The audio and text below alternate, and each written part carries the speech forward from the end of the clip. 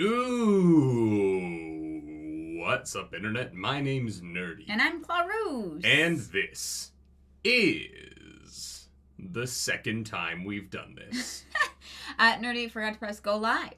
So we're back. Yeah, back again. We did about 4 minutes of book club, and we weren't streaming. Yeah, we were like, wow, chat's like really quiet today. We took a week off, and everyone just like forgot about us. Yep, I hit the wrong button. Welcome to the Nerdy.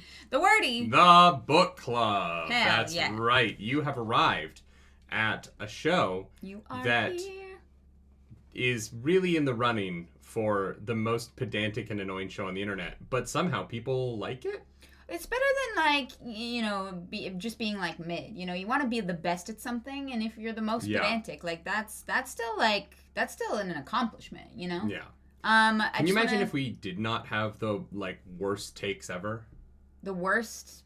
All right. Well, and by I do mean me. I don't know. I got some takes for later. Vincent, welcome to the Nerds Radiant. We need to change that name on the YouTube, and we need a little symbol logo thingy. Yeah, so we need a Nerds Radiant shirt. We need. I want it. Yeah, something that is copyright free. Yeah, we'll figure it out. That we can put on some merch, like this guy right or here. Or this guy right here. Hell yeah. Yes, yeah, we wear our own merch. We make it for us, not for you guys. Yeah. That's what I love about our merch. Oh, yeah. Is that, I don't actually care if anyone buys it. It's just stuff that I want to own. Yeah. You know what I mean? 1000%. Yeah. Yeah. You guys don't have the worst takes ever. This isn't that Wired article. Oh, was that the Brandy Sandy one where they just were like, he's Mormon? Oh, that's funny. My brain went to the video of the guy from Wired putting the computer together. That everyone was like, this is the worst video about how to put a computer together ever. Oh no, I don't know. I don't even know if that was Wired. That was just the first thing that came to mind. But I love that for us. How we doing, chat? Are we okay? We took a week off, and the Discord seemed a little antsy about it. So we want to check in. The Discord was antsy about it? Yeah. Oh. People were like, there's no book club. They were like, I'm going to go rewatch other book clubs. And I was like, I mean, yeah, give us the views. Thank you for that. I am slightly concerned that book club has an addictive quality that will be studied by the FDA and that we will get shut down for health reasons. Yeah, it is Canada. Yeah. If we were to move to the States, I think we could get away with it. But here, maybe not so much. Book club is about as healthy as American A&W, which is just garbage compared to Canadian A&W. Yeah, exactly. Yeah. I know we could definitely tell that there was some discourse in the Discord. I was trying it took me a little too long because it's before noon. You got there. But we made it. What? Rami Rao says kaliki, kaliki, kaliki, kaliki, kaliki, kaliki, kaliki over and over and over again. Probably a swear. It's either that or it's a Indian film and they want us to watch it. Oh my god. That's not gonna help. I'm just telling you right now, it's not gonna help. Y'all, welcome back. Before we get into the show today, I just want to tell you that today's show is brought to you by Misty Mountain Gaming.com. MistyMountainGaming.com is a website named after a show that we just stopped watching. But they make the best accoutrement for your TTRPG experience. Hell yeah. They're a place where you can go to get everything you need to be the most swagged out member of your table. You want to get that TTRP drip. You want to look good. Nice. You want to have metal dice. Well done. You want to have glass dice. You want to do math that looks pretty? MistyMountainGaming.com. Hell yeah. Those other people at your table, they're going to have little plastic shits that they bought from some booth they don't remember the name of. I hope I don't have plastic They're going to have fucking, I don't know, regular dice. And you're going to have MistyMountainGaming.com dice. Yeah, because superior. Guess what? We're going to give you a little discount. That's right. We're going to save you money. 15% off your order by going there and using code nerdynightly15. We make jokes, but we actually genuinely love MistyMountainGaming.com. Most because we love the people. They're a great company filled with people who we are friends with and who do really good work. Yes. And we're going to be doing a lot with them in the future. So get excited. Very grateful. We are... Yeah. And look, the more you buy, the more they like us. That's true. And I really have this deep desire to be liked by people. So you really like feeding that. I don't know if that's a good or a bad thing. Oh, Blige Monkey says, according to Google, Kaliki is either beautiful woman in Sanskrit or Gaelic or garlic in Samoan. It's probably garlic. I know I'm a vampire, but typing out garlic actually doesn't do anything. You have to have, like, physical garlic. I should get garlic dice from MistyMountainGaming.com to ward you off. Yeah, I will stay away. Okay, wait. Actually, MistyMountainGaming.com, I would love garlic dice. That actually sounds great. For, like, my anti-vampire campaign. I'm just gonna, like, text Sophie right now. Yeah. So, garlic dice win. Garlic dice win. That's actually really funny. To have, like, a pro-vampire and an anti-vampire set. Right. Why is this? Oh, that was so weird. It, like, closed, and I was like, are we not live? But what does it mean in Horn Eater is a good question. Horn Eater. Clarus, we are now on Words of Radiance episode 3 here. Wow. How are you feeling about the book? It's pretty great. It's pretty great. Shallan is my favorite character in anything ever. Except maybe The Expanse. But I love her. If anyone says anything bad about her, I will kill you. Not like, actually for legal reasons. But no, from this moment forward. You cannot shit talk Shallan. She's my favorite. I love that this is your favorite character, but you have two different ways of saying her name. Yeah, so does the book. That's not me. I look, hey, there's many ways to pronounce Claris. You can say Claris or Clarus, right? So yeah, true. Yeah, exactly. Shallan. Mm-hmm. I know, she's my favorite. I love her. That's a big turnaround. Well, no, I always really liked her. I mean, to go to one of your favorite characters ever is pretty... Yeah. These flashbacks were very informative. Yeah, that's fair. Yeah. Joe Brownie, thank you for that super chat. First one of the day, I think. Pattern has a physical body, is always vibrating, and has a fascination with the human body. That being said, do you think it could be used for pleasure? 100%. Anything can be used for pleasure. Literally anything, if you try hard enough. I don't agree with that. Yeah. You could fuck a signpost if you wanted to. Yes. Am I wrong? Yeah, I feel like Pattern is intelligent enough to get her off. Yeah. Do you think that he they really would like wants have to see naked people? Do you think they would have like weird interdimensional sex where they like keep bouncing between the cognitive plane and the material? I think that would be really useful if you had one of the asphyxiation fetishes, you know what I mean? Because you'd be like drowning and then not, and then drowning and then not, you know? Oh, yeah. That's not where I was going with it, but yeah, sure. Oh, okay. Yeah. Wow, Smoking Corner really came early today. I love that for us. So did Shallan, apparently. Well, yeah, especially with Adolin there. Jesus Christ. They are... I would really like to know, actually, for our mods who helped put together the audiobook reactions, please tell me that the conversation between Shallan and Adolin was like one of the first things commissioned, where he talks about shitting himself in the armor. Please tell me that was the first thing. Like, yeah, there's some like epic shit in there, but please tell me that was the chapter that everybody was like, we need Nerdy and Claris to react to this specific moment, because that was incredible, truly incredible. Thank you. It really was, and it gets into like.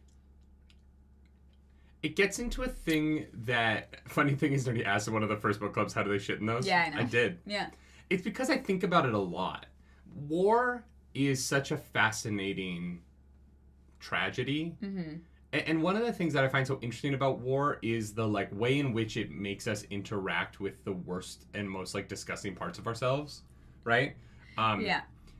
And you know, how do you shit when you are in a battle is a historic issue, right? Yeah. Like, there are probably millions of human beings in the history of the world that have died because of defecation related to the battle that they're in.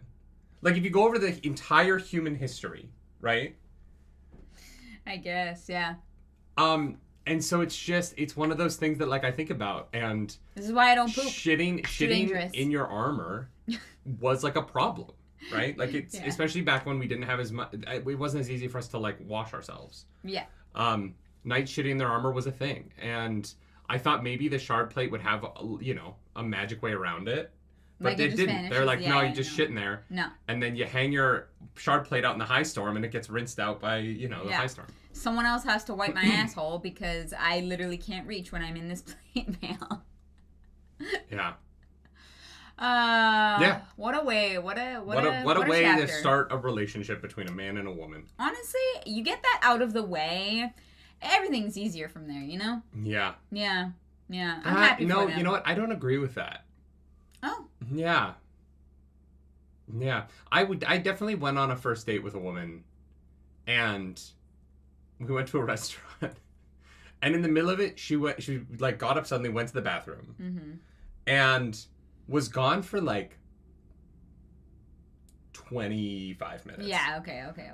And I was sitting, I finished my meal. Damn, this sucks. And then she came back and was like, I just took the longest shit ever. I'm so sorry.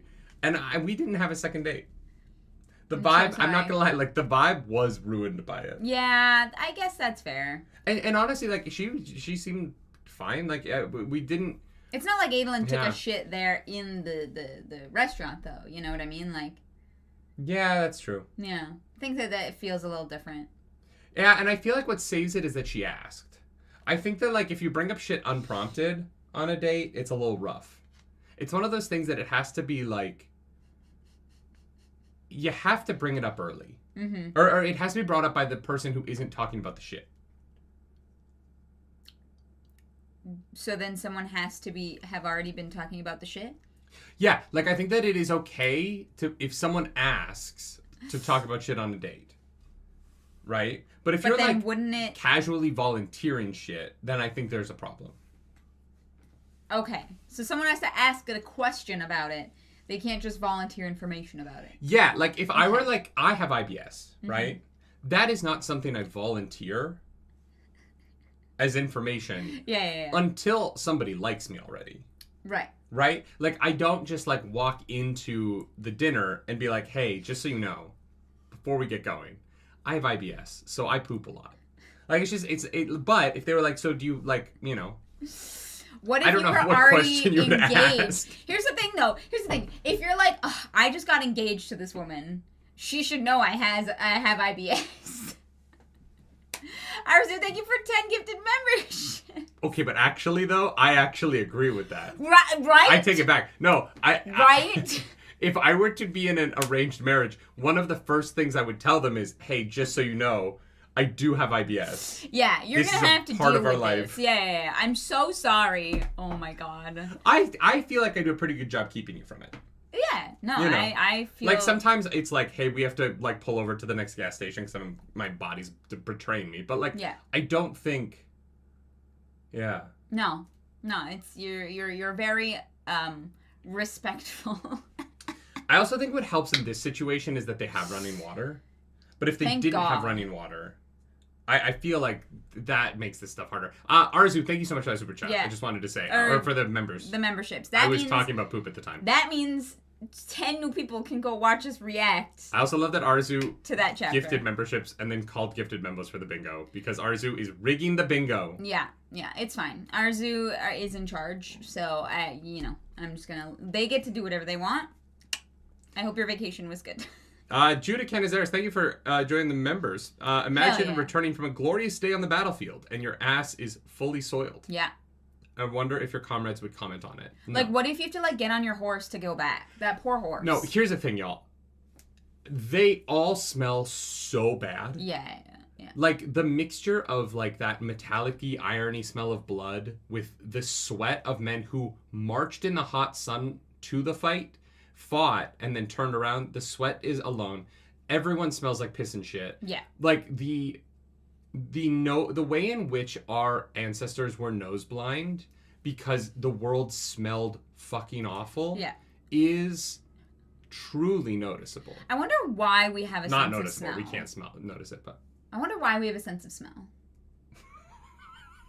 Why did we evolve to be able to smell things? Because our human beings' sense of smell isn't particularly great. We don't use it for hunting, really. We did. Really? Yeah. They're I smell a deer. I feel like that's why we got dogs. Because we weren't good at that ourselves. So, like, why did we get nostrils? I love that you think that we went to, like, the evolution market. We're like, our sense of smell isn't great. Can we get dogs? Yeah. Yeah, no, that's 100%. Can you smell danger? I can't smell danger. Probably detect if something is edible or not. Well, that is a skill I don't dogs? have. Yeah, that we gave ourselves dogs. We got ourselves the best present a man could get. That's not true. That's a blowjob. Which Shallan will probably perform on Adolin at some point, just out of curiosity. Probably. Yeah. Or maybe that's a Yakoved thing. I feel like have you ever not been able to smell and eaten food? No, not really. Without the ability to smell, food doesn't taste like anything. You lose so much of the flavor. Oh, okay. Yeah. All right, that's fair. Kevin makes a good point. You ever smell smoke when you know you shouldn't? I feel like you are vastly underestimating how important the sense of smell is. The problem is that our sense of smell is terrible in cities, right? But if you live in the woods, you have you're much more keenly aware of what your sense of smell means. Yeah. But for us, and it's the problem with cities, right? Like, we are so assaulted by light and smell and sound. Yeah. All the time. Yeah. That it is actually like ruining human being senses. I love that for us. Yeah, like our circadian rhythms and everything are so fucked up, apparently. Scientists say some shit. Sure. They're always talking shit, those scientists. Because we are surrounded by streetlights, and they're brighter, and they kind of mimic day, and like our brains. Apparently, there's like a concern that our brains are not adapting to this modern world of light at night. Yeah, okay. Because we're now using a different kind of light bulb in streetlights. And so, those older, yellower streetlights apparently weren't as bad for our brains at night as the new, bright white ones that we use. Well, honestly, we literally talked about this on a road trip where they're like, we need to make headlights worse. Mm-hmm. They're so awful. Well, they used to be fine, but now those LED ones, the blue ones that BMWs have. Oh my god. Fuck that burn shit. It. Burn it all. Literally burn it to the ground. I hate it. Yeah. Anyways, Dragon Con was fun. We drove. Carson Walker says, we haven't even started. We're 17 minutes in, and we already talked about Adolin shitting his shard plate, so we have definitely We're 20 chapters in already. We're skipping everything else. Honestly, the shard plate part is the best part of this. Yeah. But yeah, we had fun at Dragon Con. If you said hi there, we appreciate you. It was a lot of fun. There were a few of you. Thank you for the people who came to the meetup. Yeah, for people who pulled us aside and said very kind things. Yeah. It's a little bit of a chaotic weekend. I'm still my recovering. cosplay broke. So it's a bit rough. But all in all, Dragon Con is a blast, and if you ever want to try and catch us at a con, we've basically committed to Dragon Con every year. Yeah. Don't go to Dragon Con just to see us, though. I mean, no, because it's incredibly difficult to find anything in there. Yeah. But Dragon Con is a blast. If you've never been, there's really nothing like it at all. And no more cons for the rest of the year for me.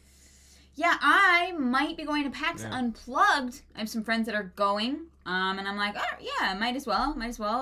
Never been. Yeah. We love, the unplugged games. So yeah. But I'm gonna be in a musical at the end of the year. So if you want to see me, come to Toronto between November 12th and January 5th to see a show.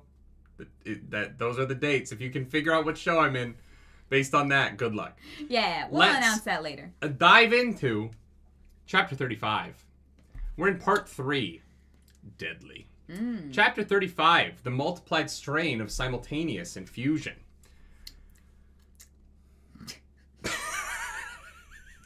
Yeah. Same. Brandon went all out on this. This is where we started to get epitaphs that were confusing. Honestly, my least favorite by far. Yeah. Because I was like, I don't understand what any of this means. Genuinely, if you were like, what did you get out of the epitaphs this section? I'd be like, well, the Radiance existed. There were 10 surges. They shared the ones, whatever. And then, apart from that, they all have different strengths. Yeah. Which is already stuff that I knew. Everything else, I didn't understand. Well, this one brings up the Nahel bond, which is... I'm assuming the Spren bond. The bond. Yeah, I'm assuming it's the Spren bond. I'm assuming Nahel's going to be important at some point. Maybe. Yeah. Or maybe it never comes back. Yeah. Yeah. This is a Adolin chapter for the first half. And he is walking around trying to throw his blade. He's training because he's mad that Zeth was able to beat him up. Well, and he's specifically trying to, like, throw his sword like Zeth did. Yeah. Without it disappearing to mist. But it keeps disappearing to mist because he's a distracted little baby boy. And... Am I wrong? No. You're just funny. Arzu, welcome back to the Nerds Radiant. In the world, Words of Radiance book was written by an obnoxious scholar, probably. Yeah, I definitely got that vibe. This is where we find out that he basically sees... he's also really grumpy that Kaladin was good at fighting Zeth. And then he sees the Soulcasters coming out. And I actually didn't realize this until this chapter, but apparently usually the Soulcasters only work at night. Which seems like it would be a really... Wait, what? Oh, sorry. They only do their work. Sorry, I heard they only work at night, like you can't use them during the day, and I just, don't worry about me. Oh, no. I was like, no, what? But this gets into the interesting thing about the Soulcasters, in that the Soulcasters are both the name of the persons. And the thing. And the name of, or the process. Object. Yeah, and the process. Well, the process is soulcasting, but sure, when I say the Soulcasters work at night. I'm like, what do you mean? They just turn off for 12 hours? Like, I literally was Fun little quirk of language, which would have been helped if Brandon Sandy had just named them different things, but he's a coward. Nah. He came up with one word. Fun this way. He's a fucking cow. Coward. I feel like if you watch this show with like... With no context? No, not without context, but with like a not generous read towards me, you might think that I like hate Brandon Sanderson. When I'm very much kidding. Yeah. You know what I mean? Like...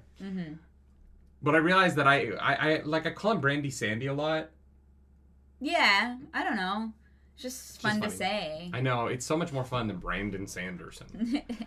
So serious. But so yeah, the Soulcasters usually take up their work in the middle of the night. Yeah. They'll be walking down the street. And they are not doing that anymore because they need so much soulcasting, you guys. Like, there is so much soulcasting that needs to get done. Yeah. It's how they feed everybody. It's how they... like, have built all of the, like, hundreds of thousands of buildings around this fucking camp. It's how, like, yeah. If something happens to the Soulcasters, like, they're so fucked. I think the question that I have here, just about logistics of this, is why do they need so much soulcasting right now? What do you mean? Well, this is Dalinar's army, right? And these are Dalinar soulcasters. You would think that they would actually have significantly less work in recent times. Oh, because everybody died. There's half the people. Like, you're making half the food. But you know what I mean? Logistically, it seems like they wouldn't need to build buildings for, like, a while. I mean, yeah. They would have a lot of empty housing. I think it's more that they're getting ready to, like, end the war. So they're kind of, like... kicked in overdrive. I don't know why they'd need to build a lot of buildings for that specifically, but the food and like materials and such for like armor and weapons and bridges and things, I'm assuming that's been kind of like upped in production, but yeah, the buildings, no idea. Yeah, it was surprising. I definitely was like, wait, didn't half of everybody die? Shouldn't they have less work to do? Maybe no. I don't think the Soulcasters went to go fight. Here is the problem. The Soulcasters are walked around for religious reasons in like giant tarps.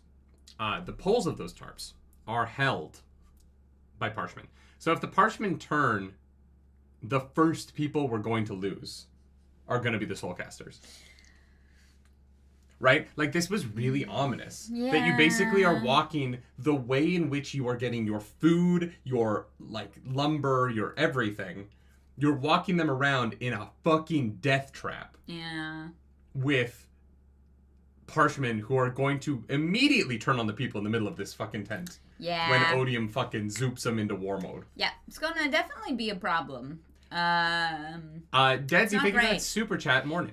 Dedsy, welcome on in. Good to have you here. But you know what I mean, right? Like, now that I'm, like, seeing Parshmen everywhere, the fear that I feel at every time they're like, oh yeah, there's Parshmen in the room with these defenseless people who can't fight. Yeah. And the Soulcasters probably can fight, right? Like Yasna did it, but would they have the creativity to do what Yasna did? Or given that they have been in this role of production for so long, would they have the reflexes to defend themselves? I don't know. I doubt it. And they're also being changed by like soul casting. Mm-hmm. And so I don't know if that changes their... Yeah, I don't know. It's bad. I love that they have like stone skin and... Yeah. Like, they're like weirdos. Yeah, it's it's very off-putting for sure. In the live action movie, this is who I'm gonna play. Who? One of the weirdos. Yeah.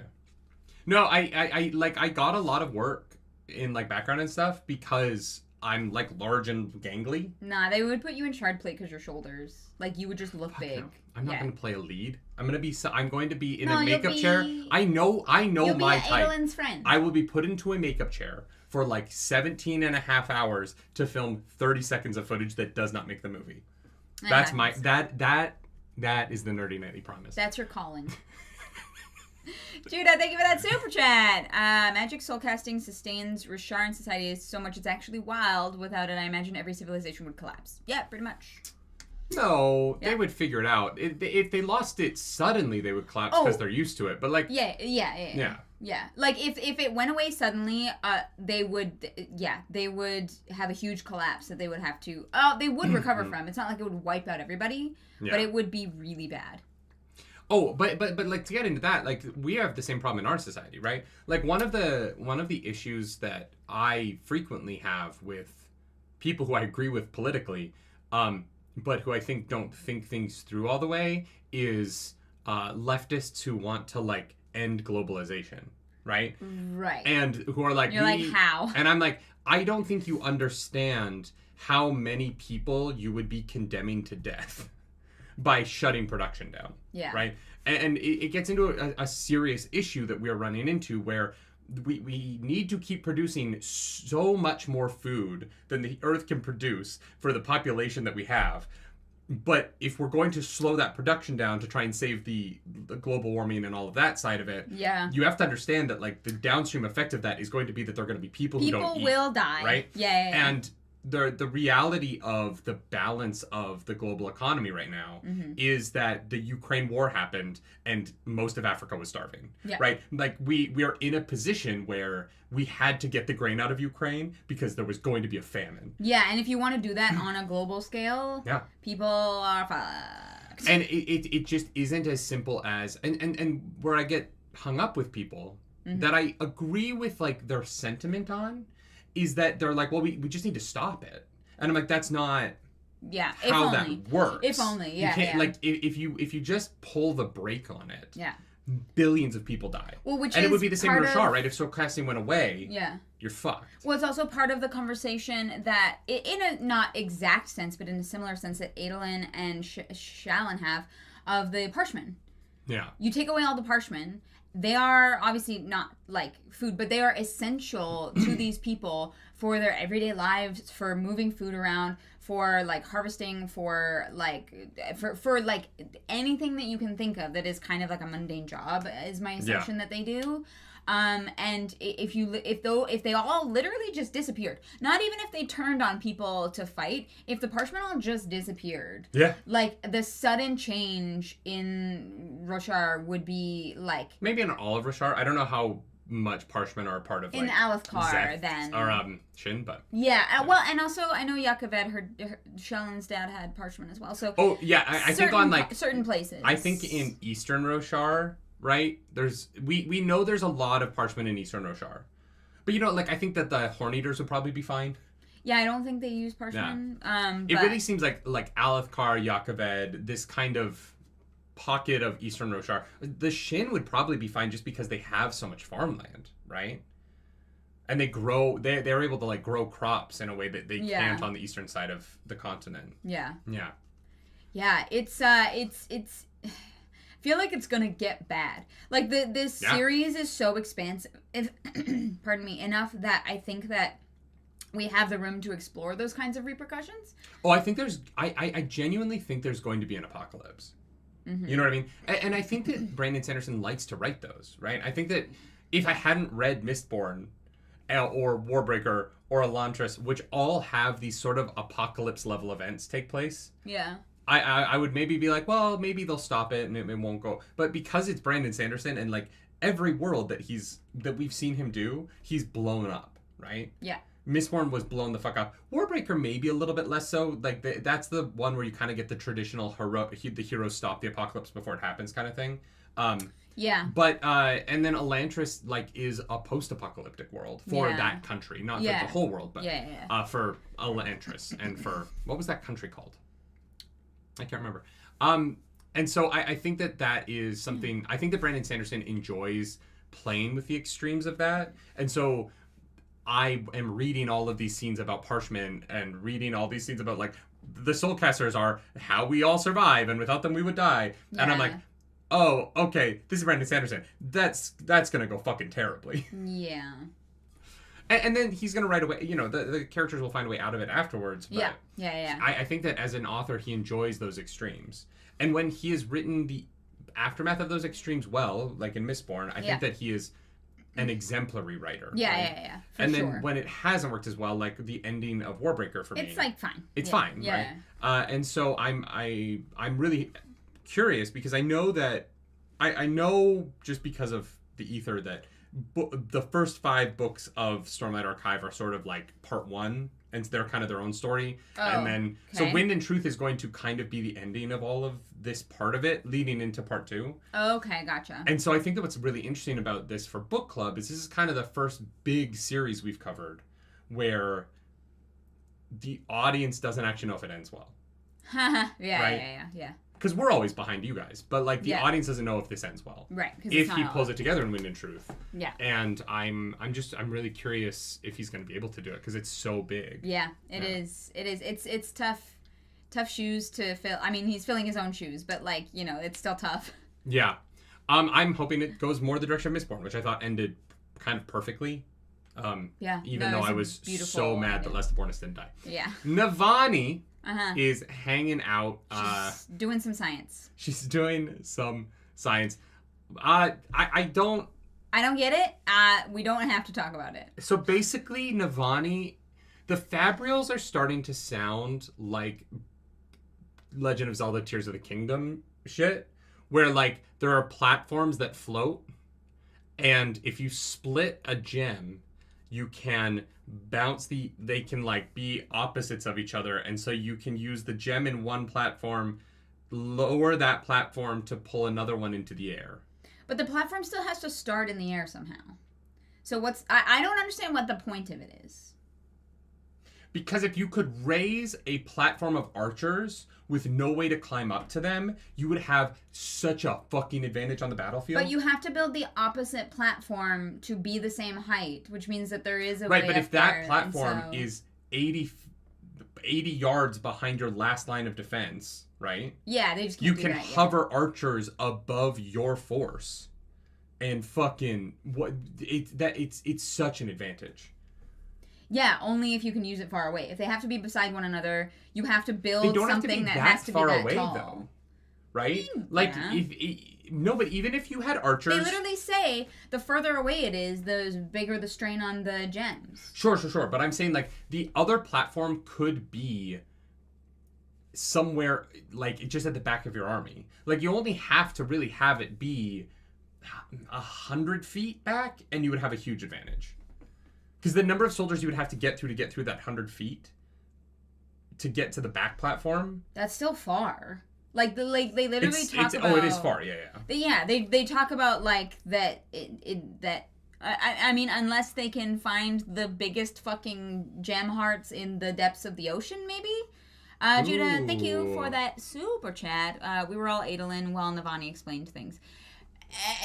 Yeah, definitely not my expertise. I just like if they have to be beside one another or very close, I don't understand the point of this really. Y'all, we're not saying that the connection has to be close. If you're confused about what we mean about distance, go read the chapter again because Navani explains it. Yeah, Navani explains it. The further apart they are, the less weight they can support. Yeah, the stones literally like cannot keep up with the distance. Yeah. So it is too much weight, and so the further away they're having a problem with weight. That's what the chapter said. That is what the book says. Yeah. I'm not making this up. That's it. That's in the book. For now. Oh yeah, Victor. For now. Yeah. Yeah. Yeah. But they haven't solved that yet. Yeah. Yeah. That's like I feel like y'all sometimes I'm like not sure that Chad has actually read the book. Like you are supposed to be ahead of us. Or they just forget that they've read it all. Yeah. Yeah. It was like cool and I was like, oh okay, yeah, it's great. like it's a huge advantage if you can pull it off. Yeah. If you can figure out how to overcome the distance thing. But also, like, can you imagine being able to float a platform in front of a wall and having the other platform behind a wall? And so you could put a platform of archers over top of an army as they are trying to get to your door, right? Couldn't they just be on top of the wall? Isn't that what a wall is meant for? Sure, but you could float, say you can float, fuck archers. You could float a vat of oil over top of a bridge. Over top of the drawbridge to your castle. Like there's, and then just drop it. Can you move it over? Because it would have to be, because it doesn't move side to side. It goes directly up. So it'd have to be a vat of oil literally on top of the Yeah, you moat. place it, get inside, lift that shit up, and then you have, like, fucking boiling oil hanging out while an army's charging at you. I feel like they would just wait for it to cool. Sure, then you're buying yourself time. Yeah. Or flammables. Or, you know what I mean? Like, I'm trying to come up with things on the fly, so it's not perfect. Bombs. But, like, the number of uses for floating platforms that you can, like, drop on people is crazy. It's crazy. Yeah. This is incredible technology. Any general in history would fucking kill for this. I was like, oh, they made an elevator. Yeah. I don't know. They made an elevator. Yeah. It's cool. We bought a zoo. So Navani is rightfully very excited about this. But we learned that Navani is not the brains behind these inventions, which I thought she was. Well, she is the person who's paying for it. But that doesn't mean that she's not a part of the process. Like, she has to understand it, and, like, I think that... I'm not sure that she does. She does say that she invented the, like, heat fabrials. Or, yeah. She says that, but she's like, I don't have time to come up with the ideas. I just fund it. She's like the Bill Gates. I was under the impression that she was part of the brains, but she didn't have, like, the time to do everything herself. And so she, like, delegates. Mm. You know? Yeah. Like Bill Gates. Yeah. But, like, you know, she does aid with coming up with, like, the concepts and, like, the how it works. Mm-hmm. Because she does say, right? I'm not making that up. Like, she's like, yeah, me and my team came up with the, like, heat fabrials. Yeah. Right? Like, I think that she's more of like a CEO who's like, hey guys, this is what I want. And then she pays people to go figure out how to pull off her ideas. Maybe. Right? I don't know. I feel like I give her more credit than that. You're giving her more credit than she does. In this chapter, is all I'm saying. Yeah. And we might find out that that's not true. I'm just saying that I was surprised that Navani was like, oh, I thought Navani was like a super genius. And it turns out she's just got a lot of money. Well, and that's fine, because we need those people too. Or maybe she's just not giving herself enough credit. Oh, right, maybe. I can't tell. Yeah. It could turn out later to be either, I think is what I'm saying. Yeah. I really like Jushu. She just seems smart enough. Like, she's fucking figuring out Dawn Chant based on, like, Dalinar, like, saying random shit. That's a good point. Yeah. She's definitely very intelligent. So, I wonder how much is on her. I'm not sure. No, you know what? That's fair. I like Jushu a lot. She is my new favorite character. Oh, yeah? Yeah, I love Jushu. I'm a big Jushu fan. I'm a Jushu truther. Jushu... Rushu. Was it Rushu? I thought it was Jushu. Who? I'm dyslexic. Who? Sorry, who are you talking about? Her fucking assistant who's like... Navani is Rushu, like, yeah, you guys... Yeah. Okay, everyone, go do science. And Rushu's like... And she's like, Rushu, get the fuck off the platform. She's like, oh, sorry. Sorry, I was doing science.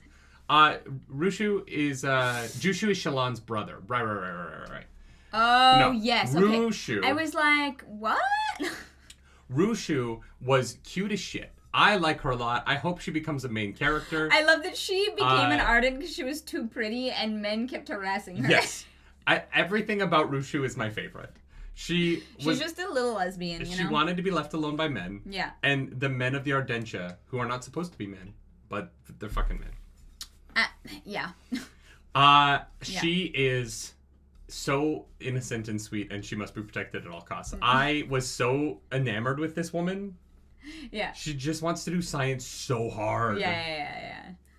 Very funny. Yeah. No, she's great. She's great, 100%. Also, Navani and Adolin have a very awkward conversation about how basically Adolin's like,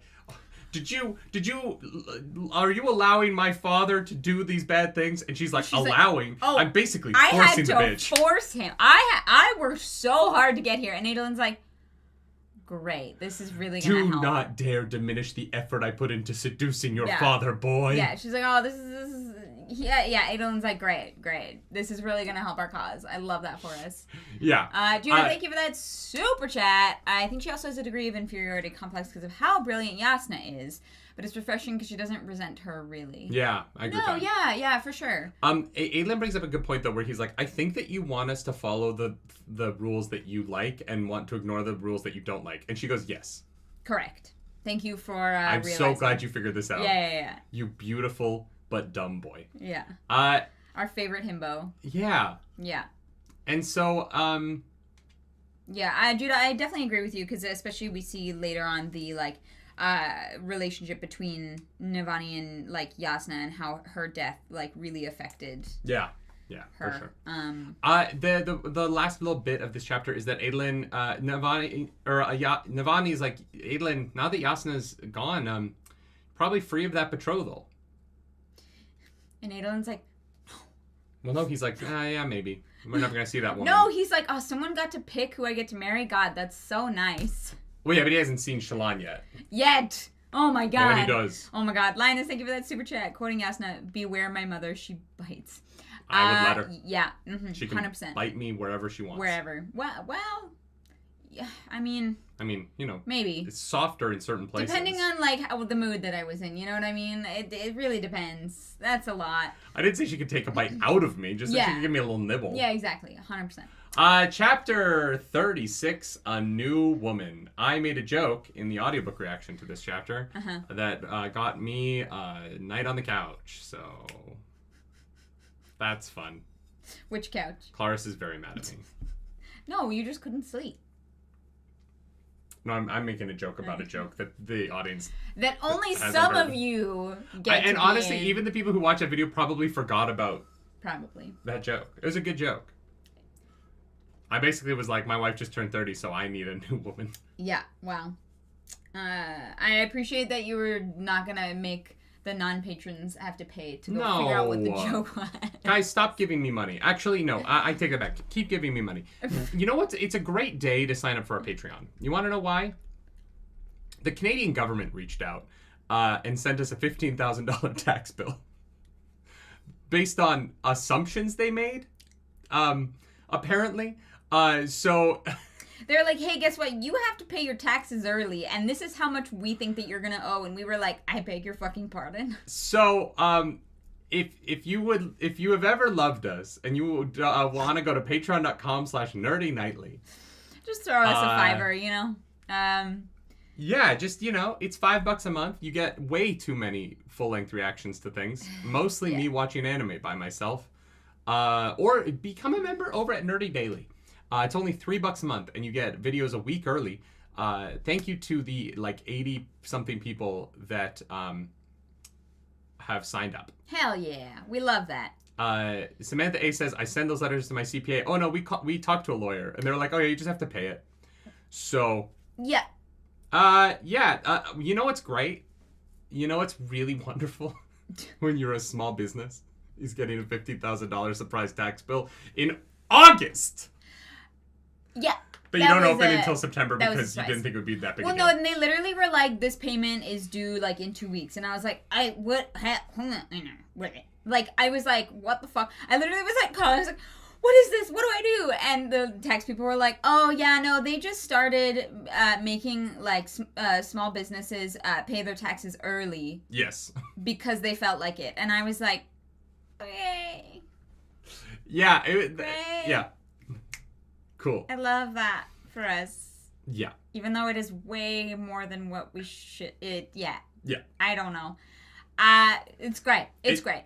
Hopefully, here's the thing. Hopefully it means in April we get some money back. Mm-hmm. But unfortunately, we gotta fork over a fuck ton of money in the next 2 months. But it's, Because it's what they think that we're gonna have to pay next year. And so we have to pay it early because we're a small business. I'm so confused. Yeah, I love that for us. But at least we have healthcare. And my favorite part about it is the letter that it came in did not explain what it was. No, we had to call a lawyer to understand. Like, what is this? What? We got a $50,000 bill from the government. Yeah, it's great. Love it. Lioness, thank you for that super chat going straight to my tax bill. 5 more reactions in the last part would be welcome. 5 more. Well. At this rate. Wait, what week is that? That's the week before Shaz's wedding. Okay. No, That's doable, right? It's not. No, because we're doing, that's the full book recap. The week before that is the Edge Dancer, which I don't think we're going to do any reactions to. So it would be 3 weeks before Shaz's wedding. It would be the week we go to Vegas. 1, 2, 3. It would, yeah. The final part is on the 27th. Oh, by the way, Claris and I had a big misunderstanding between one another about when we were flying to Vegas. Well, I haven't called yet to see if we can change that. Never mind. We will talk about this later. Sorry. Yeah.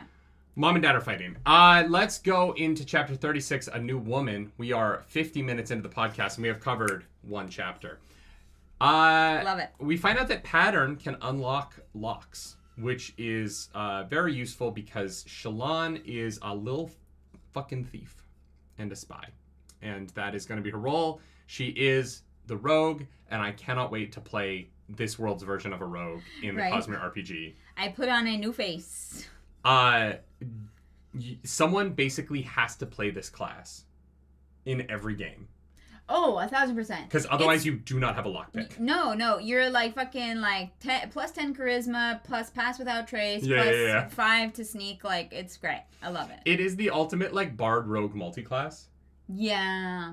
Right? Yeah, 1,000%. I love it. But you don't have to roll to lockpick because your spread can just do it. Yeah, it's great. Yeah. Does Pattern have to roll? No, because his whole identity is being able to recognize patterns. I guess, yeah. One of the things that's going to be interesting about the Cosmere RPG is, and I think that this is going to be something that might be rather limiting in terms of how much DMs want to run it. Oh, is Spren. Yeah. I've been thinking about it a lot, and if you're playing a game with 5 Knights Radiant, you basically have 5 sentient DM player characters with the party that you have to be running at all times. Yeah. Because they're present and they interact with the world, right? Yeah. My Spren can go spy for me.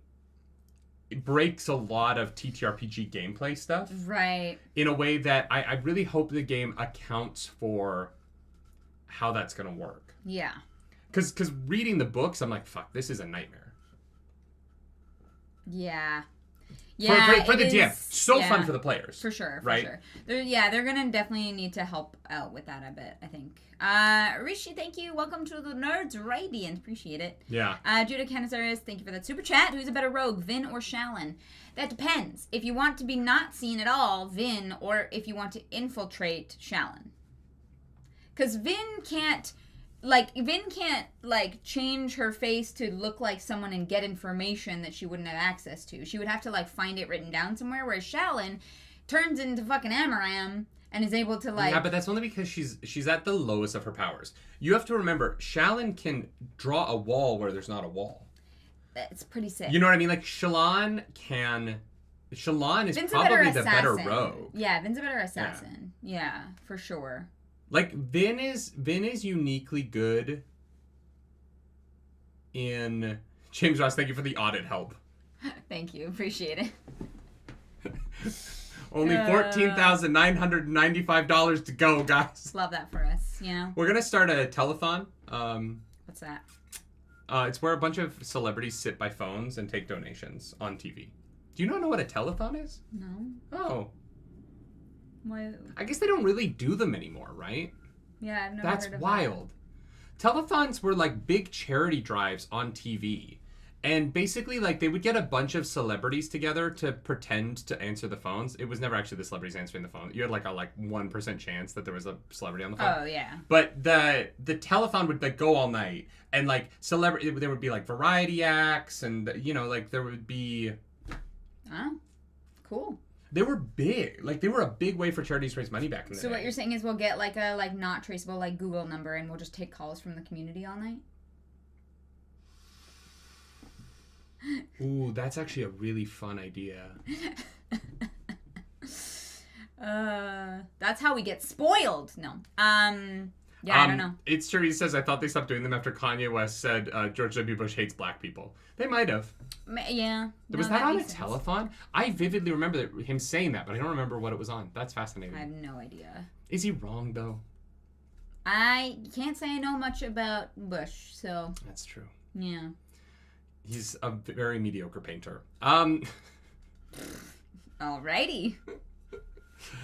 So we basically are slowly getting closer to... this epitaph brings up Dustbringers, which are... Their names are similar to Voidbringers, but they're probably not Voidbringers. They're just Dustbringers. Yeah, I don't know. The epitaphs are going to make sense in, 3 books, guys. I promise. Low blow nerdy. Oh, whatever. The dude committed, a decade's worth of war crimes. I think that I can insult his paintings. I'm sure he's very offended because he watches our show. Oh, no. I'm really worried about George W. Bush. He's actually a big Cosmere fan. Oh, my God. The thing you gotta understand is, I really like that Kaladin. When I was president of the United States of America, I was trying to be more like Kaladin, and... Oh, yeah? Before the book came out? Well, I think I did a pretty good job. I went to war on the Shattered Plains. I called them Iraq. And, we dropped bombs all over Iraq, and we shattered those planes because, Dick Cheney, he was my vice president, he told me that they had weapons of mass destruction there. And I said, Dick, where's your evidence? And he said, I don't have any. And I said, well, you seem like a trustworthy man, and I am a terrible judge of character. So we turned the Iraq into the Shattered Plains. Wow, that was beautiful. Yeah. Incredible work. Thank you so much. You should be in Come From Away. My fellow Americans.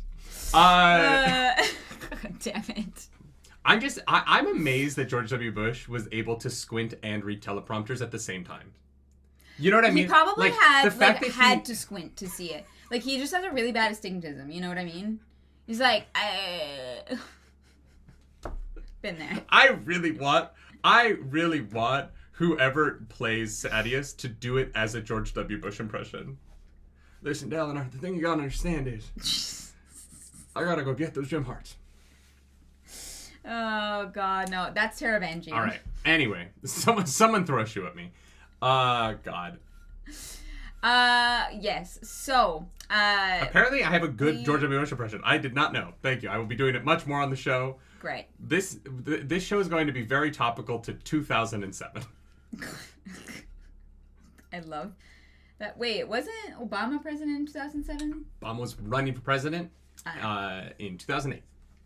Great. Yeah, and they ran for his second term in 2012. I was a child. So. And then, yeah. Cool. I love that for me. It's every 4 years. Uh-huh. Yeah. And so. Great. Even numbers. I see your point. Anyways, chapter 36. How did you not know when Obama was president? I was in Canada. You were like... Oh, you were like 13. Yeah, that's fair. Yeah. Yeah. That's fair. Literally. I was like, I don't know who this person is. So, we get to town. And Shallan enters the war camp. Wait, one thing the book did not get to, and I really want to know what happened with the bones. They're like, we burned Tin and her guards, right? Yeah. And then Shallan is like, give me the bones, I'll deal with them later. I figured she just soul cast them. Oh, okay. It never came up again. I don't know. And I was like, does Shallan have a bag of bones in Sabarial's house? Maybe. Because, like, I'm worried Shallan forgot about the bones, and that it's going to come up later. And they're going to be like, why you got a bag of bones? Yeah, maybe. I don't know. I literally just figured she soul cast them.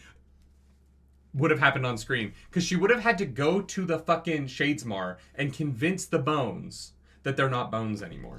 And that's a scene I want to see. I want to see Skeleton Tin be like, you motherfucker. She didn't do that with the blood that she soul cast. The goblet. That was an accident, though. This would have to be intentional soul casting. Maybe.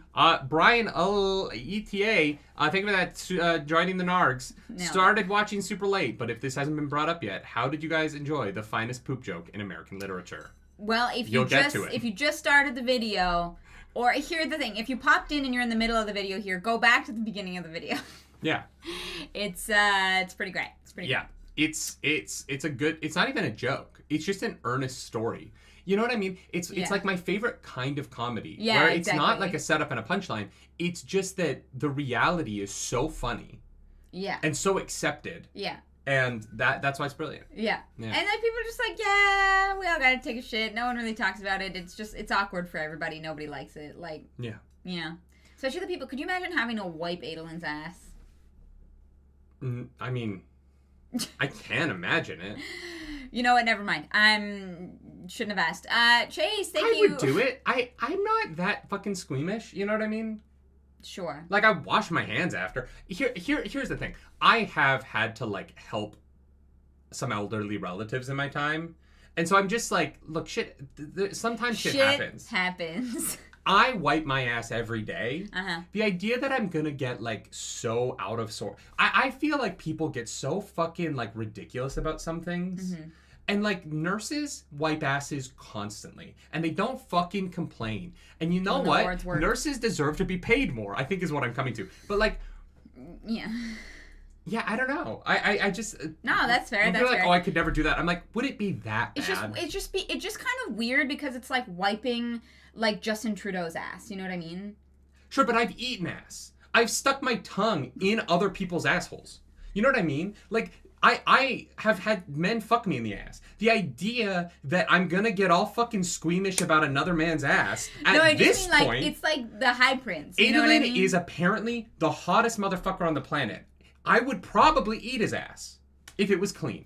Not mid-shard poop shit. But like... But you know what I mean? Like, this idea that, like, I'm gonna get that squeamish around another man's ass, I think it comes from straight men being like, oh, that's so, like, wow. And I'm like, yeah, like, I'd shove my tongue up there. Who gives a shit? You know what I mean? Like, I don't know. On that note, Chase, thank you for the super chat. It was great to meet you at DragonCon. Nice to meet you. Safe drive home and got some rest. Thank you. It was really great to meet you.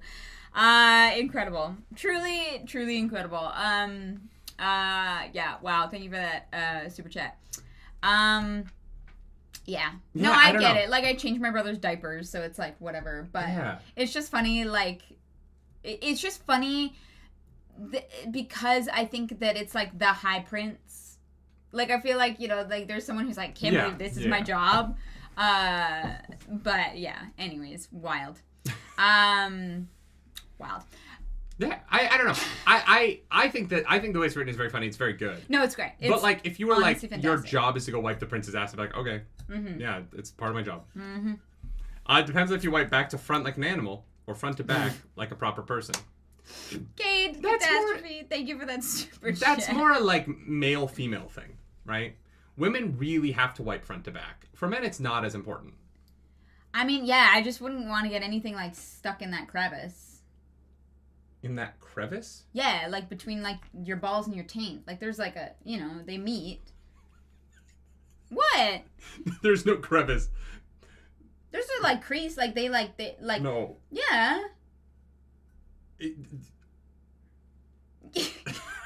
What? Because the balls are like this and then the taint is like this. There's like an angle in there that you don't want to get anything stuck in, It's just like a corner where you're like, you gotta make sure you sweep out that corner. No, that's not how skin works. Yeah, there's lots of excess skin down there, so you don't want anything getting stuck in any crevices. What? I'm not wrong, okay? Yes, you are. No, I'm not wrong. You're not. You are not. There's no. What? There's no crevice. It's just skin. Yeah, there's excess skin. You don't get anything stuck in there. You're gonna have a bad time. I'm telling you now. Apparently, Claris could not wipe Adolin's ass, but anybody else could. Literally anyone else. I would wipe front to back. That's the point I'm trying to make. This is what they meant by chasm duty.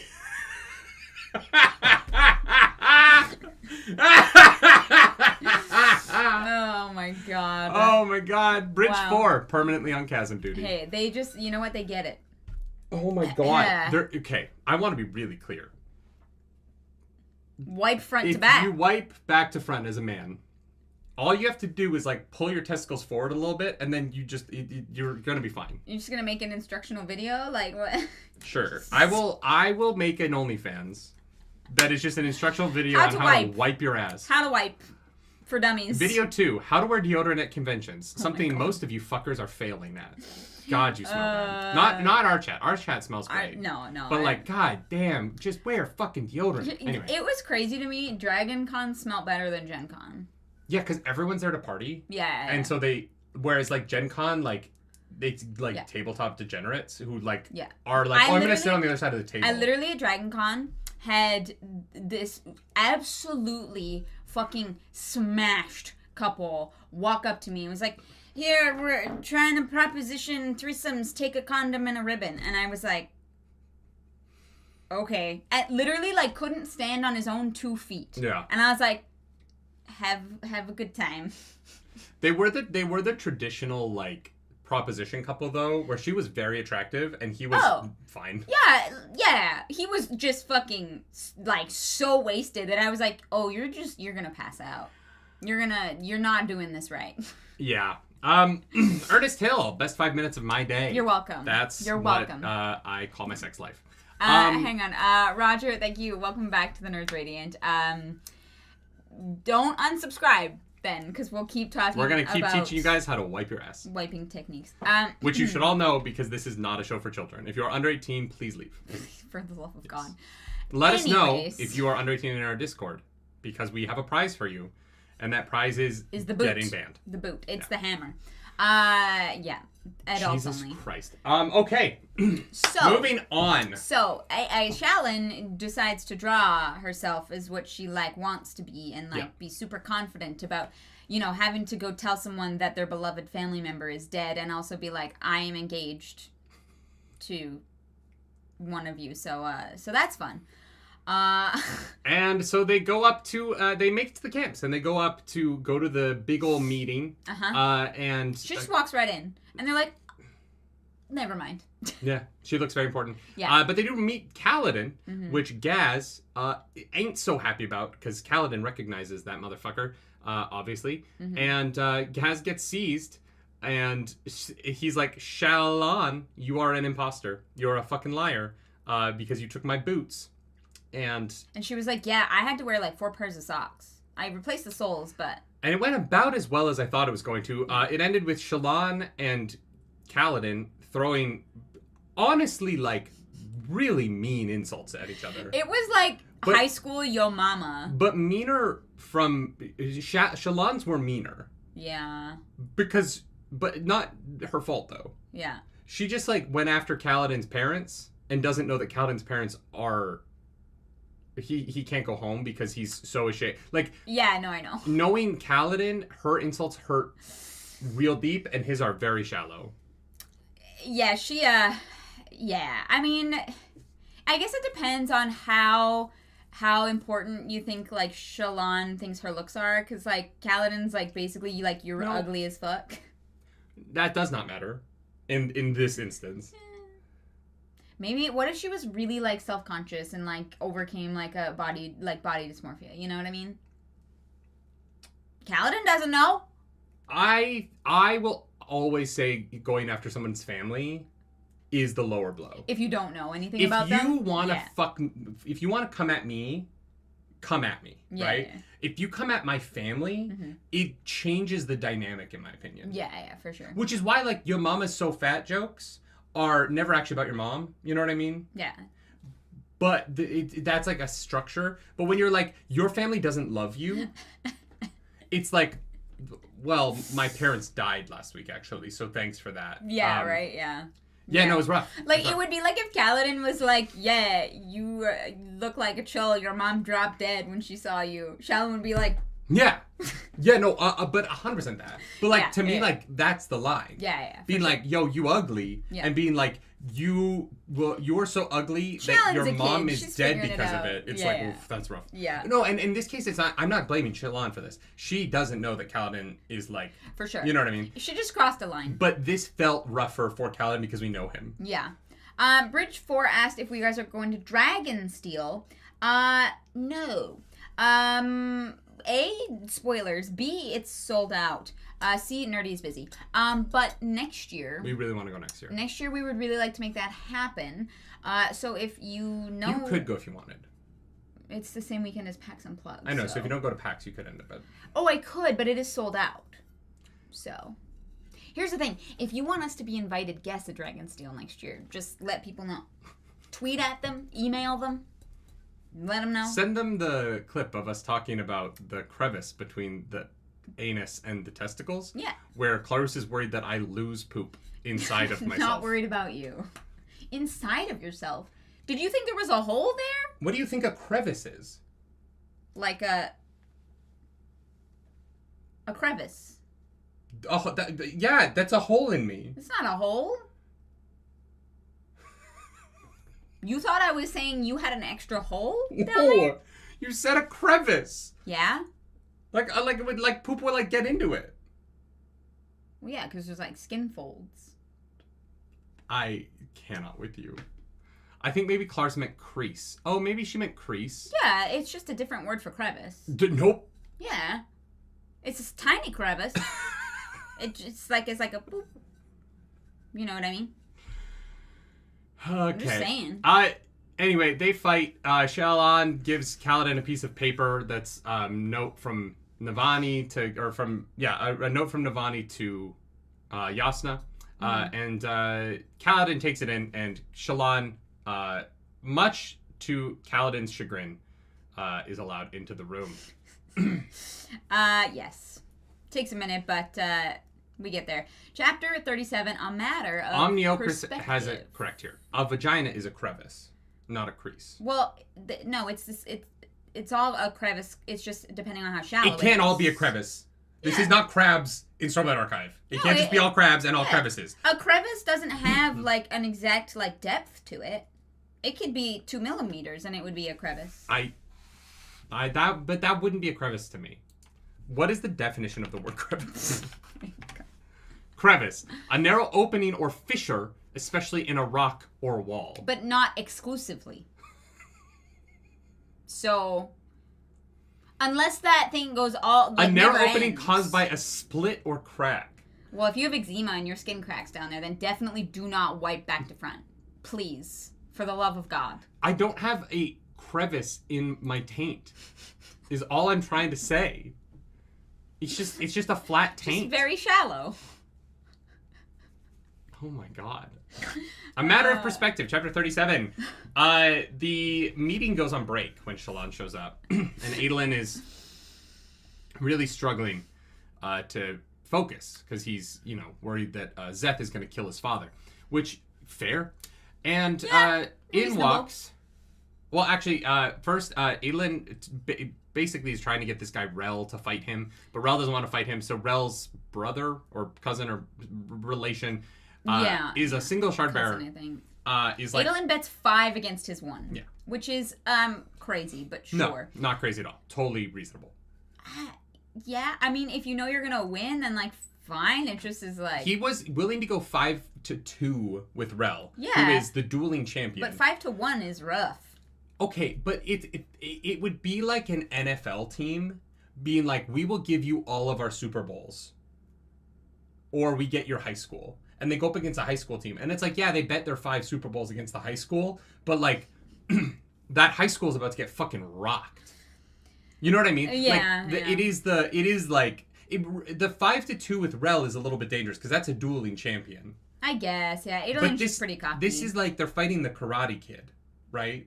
And, like, I know that the Karate Kid wins in that movie. But he also cheats in the final fight. And he shouldn't have won. Okay. So you're saying that the cousin is going to cheat? No. I'm saying that Adolin is going to beat the little shit to pieces. Oh, for sure. And then Sadius comes over like the pieces of shit that come out of his asshole on the battlefield get smeared into little pieces in the back of his shard blade. It's not cute. No. It's not cute. It's in the joints. Yeah. Someone's in there with a toothbrush. Sadius says some mean things. Yeah. And Adolin almost punches him out until Amaram comes over. And Adolin's like, why do you fuck with that guy? And he's like, look, it's because both of us will go to any means to do what we think is best. And I was like, oh yeah, no, that's dangerous. Yeah, because Amaram's trying to bring back the Voidbringers. I don't know about that. But then Adolin sees the most beautiful human he's ever witnessed on the face of the earth. It's like every time you walk in a room. I'm like, fuck, god damn, she's hot. No, it's just the hair. No, it's that you're mostly naked around the house. Mostly. Clothes, yeah. I'm like, clothes god damn, babe, warn me. It's just comfortable. Yeah. Yeah. He gets down real bad. He's like, who the fuck is that? It's Shallan. Spoiler alert. Yeah, and basically someone is like, wait, she looks like she's from Yakoved. And Adolin's like, my wife? What? My wife? My wife! Yeah, literally. Adolin is a big Borat fan, weirdly. Yeah. It's the only movie he's ever actually seen. The only movie. That and, like, he definitely watches Queer Eye. You know what I mean? That's, like, his favorite TV show. Yeah, it's just watching people get, like, their makeovers. It brings him joy. Queer Eye is a stage show in Alethkar. Yeah, oh. They put on, like, puppet productions of it. Every other weekend. They go war camp to war camp, like choosing a random soldier to make look really nice for a week. Oh my god. That's so funny. Incredible. Yeah, so, chapter 38, Shallan's like, hey, I'm so sorry. Yasna is dead. And obviously Navani is like takes it rough. Pretty upset, yeah. She's like, you're a liar. You sunk her in the ship. And Dalinar's like, she got stabbed twice. Like, I think that Shallan's idea was actually how was she supposed to swim? Good. When you lit the boat on fire. And Dalinar's like, I think the holes in her might have been the bigger problem. Yeah, exactly. But I get Navani here, right? Like she doesn't need to be rational. No, I would not expect that of her at all. And honestly, it's horribly tragic. Here's the thing. If Shallan had gotten there faster, I think that Navani would have been sadder about it. But there's an interesting element of receiving news that you already kind of knew was coming. Yeah, that you tried to convince yourself can't be. Yeah. And so that denial, the longer you have to sit in the waiting to hear the news that you think is probably true, I feel like the stronger your sense of denial becomes because you have time to come up with all of the stories of how it's not true. Yeah. Right? And you almost like convince yourself that it can't be true because you've told yourself story after story after story about how Yasna's fine. Mm-hmm. And then the news comes, and you've got all these stories that you've built up about how it can't be true before it's even been told to you. And so I found Navani to be like the most relatable she's ever been in this moment because of that. Yeah, absolutely. Yeah. No, I feel genuinely like so bad for her, especially for she like them, right? just had this like successful experiment that morning, and they're at this big meeting, and she obviously had to excuse herself. Don't blame her at all, but it was rough. It was rough. Yeah. Shallan lets them know everything except that she can do magic. She just is like, oh yeah, I know, I like set it on fire. And so then the meeting is about to get back in order, but Dalinar is like, your Jasnah liked you, so we're gonna keep the betrothal in place for now. But I would like for you to be a clerk. You can have a place. I'll give you a small stipend. And before it can go any further than that, Sabariel calls the meeting back into meeting. The meeting is the meeting. This is mostly Shallan just kind of like reading to us the judgments of Jasnah from past meetings. Yeah, and figuring out what is up to date and what is where incorrect. Jasnah was blinded by her own judgment. Yeah, absolutely. Right? Like I think what's fascinating here is that the Jasnah is not portrayed as being correct about all of these men. Yeah, she's not perfect. Well, and she has some ingrained biases. Yeah. And because Shallan has Jasnah's information, but also an outside perspective, she is actually able to see, I think, a little bit more truth about some of them. Mm-hmm. Some of them, Jasnah knows really well, right? But, like, obviously, Jasnah's wrong about Sabariel, right? Yeah. And on top of that, the situation here has changed. Right. Yes. There's so much more here. Obviously, Jasnah's judgments are years old. Yeah. Which I think, that obviously makes a difference. Like Sabariel was like, yeah, nobody knew what I was doing until it was like too late, right? Yeah. So. And they go over the meeting. There's a lot of conversation about basically the problems between Dalinar and Sadeas. Those are the characters in this book. And it kind of isn't really going anywhere until someone is like, wait, you're from Yakoved. What the fuck's going on there? Yeah, she's like, oh, I don't really have any information. And they're like, well, you should come over to my house and let me know what information you have. And she's like, oh, wow, that's very kind of you. But actually, Uncle Sabariel has promised me 3 emerald brooms a week to come in and stay with him. Well, but before we get to that, the reason why they want her to come over is partially she's from Yakoved, but also they realize that she's Adolin's betrothed. Yes, exactly. And so all of these people who are not on Adolin's team are very much trying to use her. Yeah, exactly. But she knows. This version of Shallan learned a lot from Jasnah very quickly, and this version of her is a very fun character. Well, and even my thing is that even if she doesn't quite understand...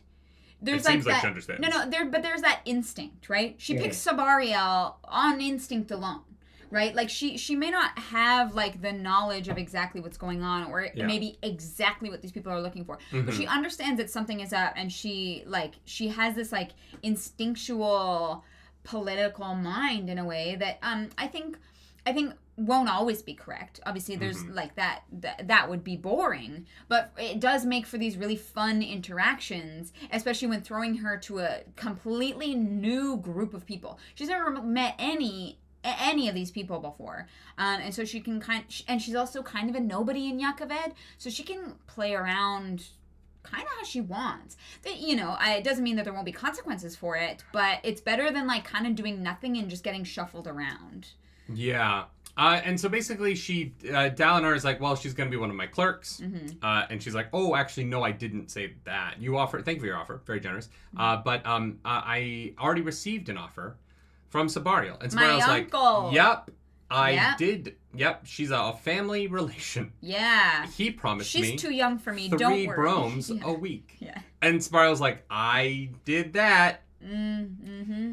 Mm-hmm. And he literally later is like, oh yeah, it pissed off Dalinar, so I went with it. Which is amazing. Yeah. Incredible. Sabariel, great character so far. We've met him like once and it's awesome. And so they leave together, and she's like, I'm not going to pay you. And she's like, yes, you will. And she walks over to Dalinar and is like, hey, like, I need you to pardon these motherfuckers. And Dalinar's like, done. Yeah. I thought getting those pardons was going to be harder for her. And nope. Hey, she is... barely an inconvenience. She's a light eyes, and she says, look, I would be dead without these people. Yeah.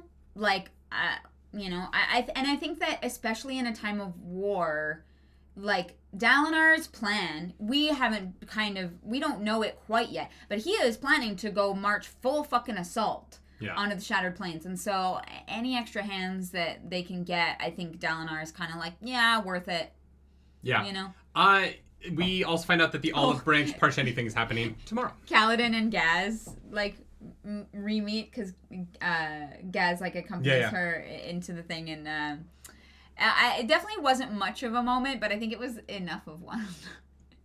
Gaz is like, hey. Yeah. Well, he's, like, backing away. He's like, I don't want... Yeah, it was great.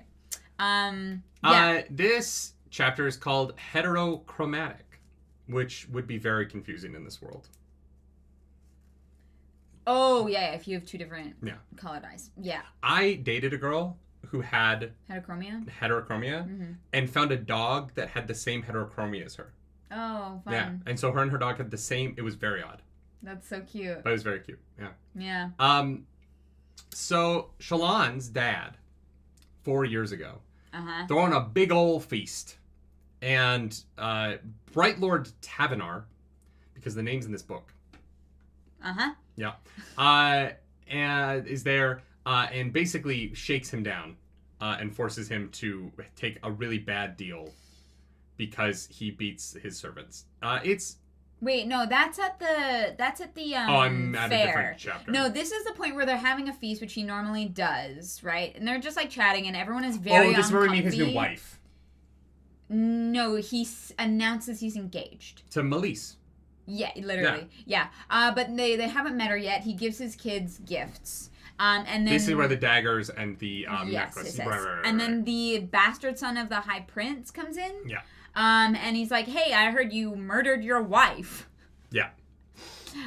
Which obviously he gets pretty upset about. He's like, "I just need one light eyes to come forward and to say testify." They're witnessed, and the kids don't do it. No, nobody does. Nobody does it. Yeah. Chapter 40 is Polona. Also, another fantastic character. Sebarial and Shallan go to Sebarial's war camp. Yeah.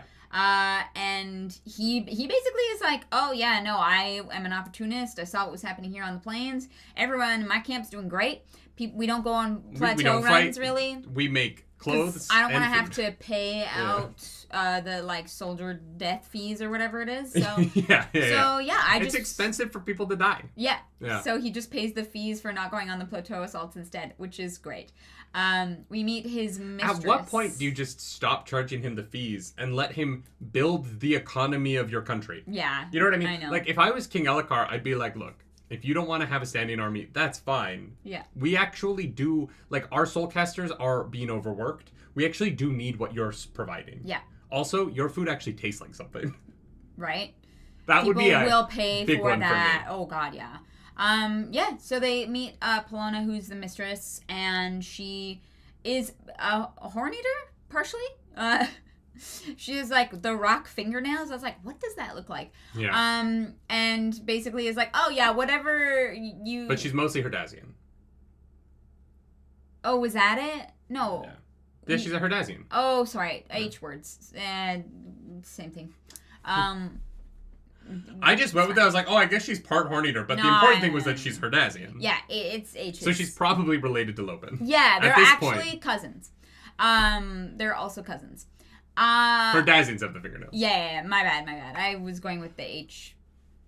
It doesn't matter. So Polona's like, yeah, whatever you was implied, you'll get paid. Well, I do like that he's like, that's more than I pay my mistress.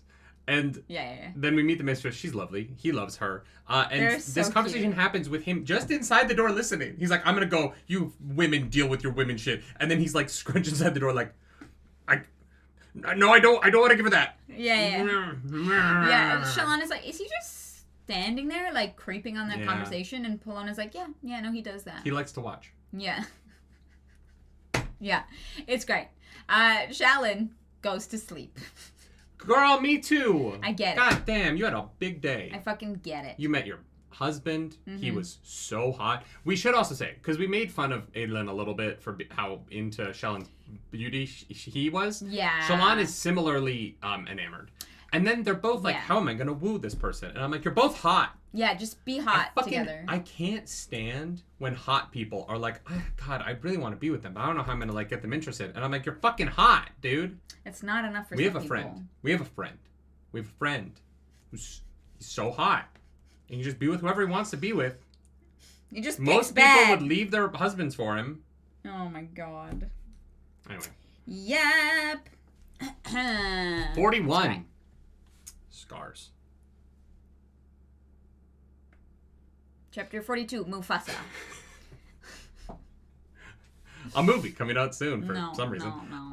Kaladin is training with Teft and Bridge 17 down in the chasms. I got to pee. Oh, okay. Goodbye. Goodbye. I love you. Love you. And we're at 37 days till everything goes bad. We find out in this section that the bad thing, or good thing, I don't know, whatever happens when the clock hits 0 on the scratches, is going to happen during the weeping when everyone's going to be real wet. So, you feel like it's an early pee break? I don't know, Blue. We're at an hour and 25 minutes in. I feel like that's a pretty decent pee break. I feel like an hour 25 is that's like the halfway point, allegedly. And we get the team of boys down in the chasms. They're talking about who tried to kill Elhokar, and they realize a lot about it that causes them to be like, well, we should go figure out who was out on the balcony. And Kaladin's like, it was Moash. Don't worry about that. I will take care of it because I don't want you guys to find out that it was Moash because I'm covering for Moash. And Kaladin is trying really hard to learn how to walk on walls. And we get another really nice long conversation between Syl and Kaladin about Dalinar's honor, and Syl really genuinely believes in Dalinar. Maybe just because he gave up his Shardblade. For Syl, that might be the ultimate thing to her, is that he gave up the bad Shardblade. And the Shardblade conversation with Syl, we didn't react to this chapter, but it made me think, and I brought this up in a reaction at some point this week, that the Shardblades are how the Radiance killed their Spren, right? I think that in whatever the betrayal was, where the Radiance betrayed their Spren, they killed their Spren using these Shardblades. And so any of the Shardblades that were made prior to that betrayal are the betrayal Shardblades, and that's why she hates them. Yeah. This will make more sense with context. Yeah. Yeah, and so I love the idea that she loves Dalinar because he gave his away. Kaladin figures out his abilities a little bit and manages to run up a wall and get out of the chasm. It's very cool. Yeah. It's a great scene. Mm-hmm. And he finds gouges in the wall from where a chasm fiend has passed through, which is very concerning and will never come up again. Nope. I thought we had 3 chapters in a row this week that were reacted to, the 43, 44, 45 section, and I really thought this chasm feed was coming out of that chasm and that, No, I know. Yeah. But, the kind of, what's the word for it? Ever-present, threat that they might show up. Mm-hmm. It's definitely, it's scary. It's scary. It's a cool horror element. The nuclear clock is ticking closer to midnight. Yeah. Is this the Chekhov's gun?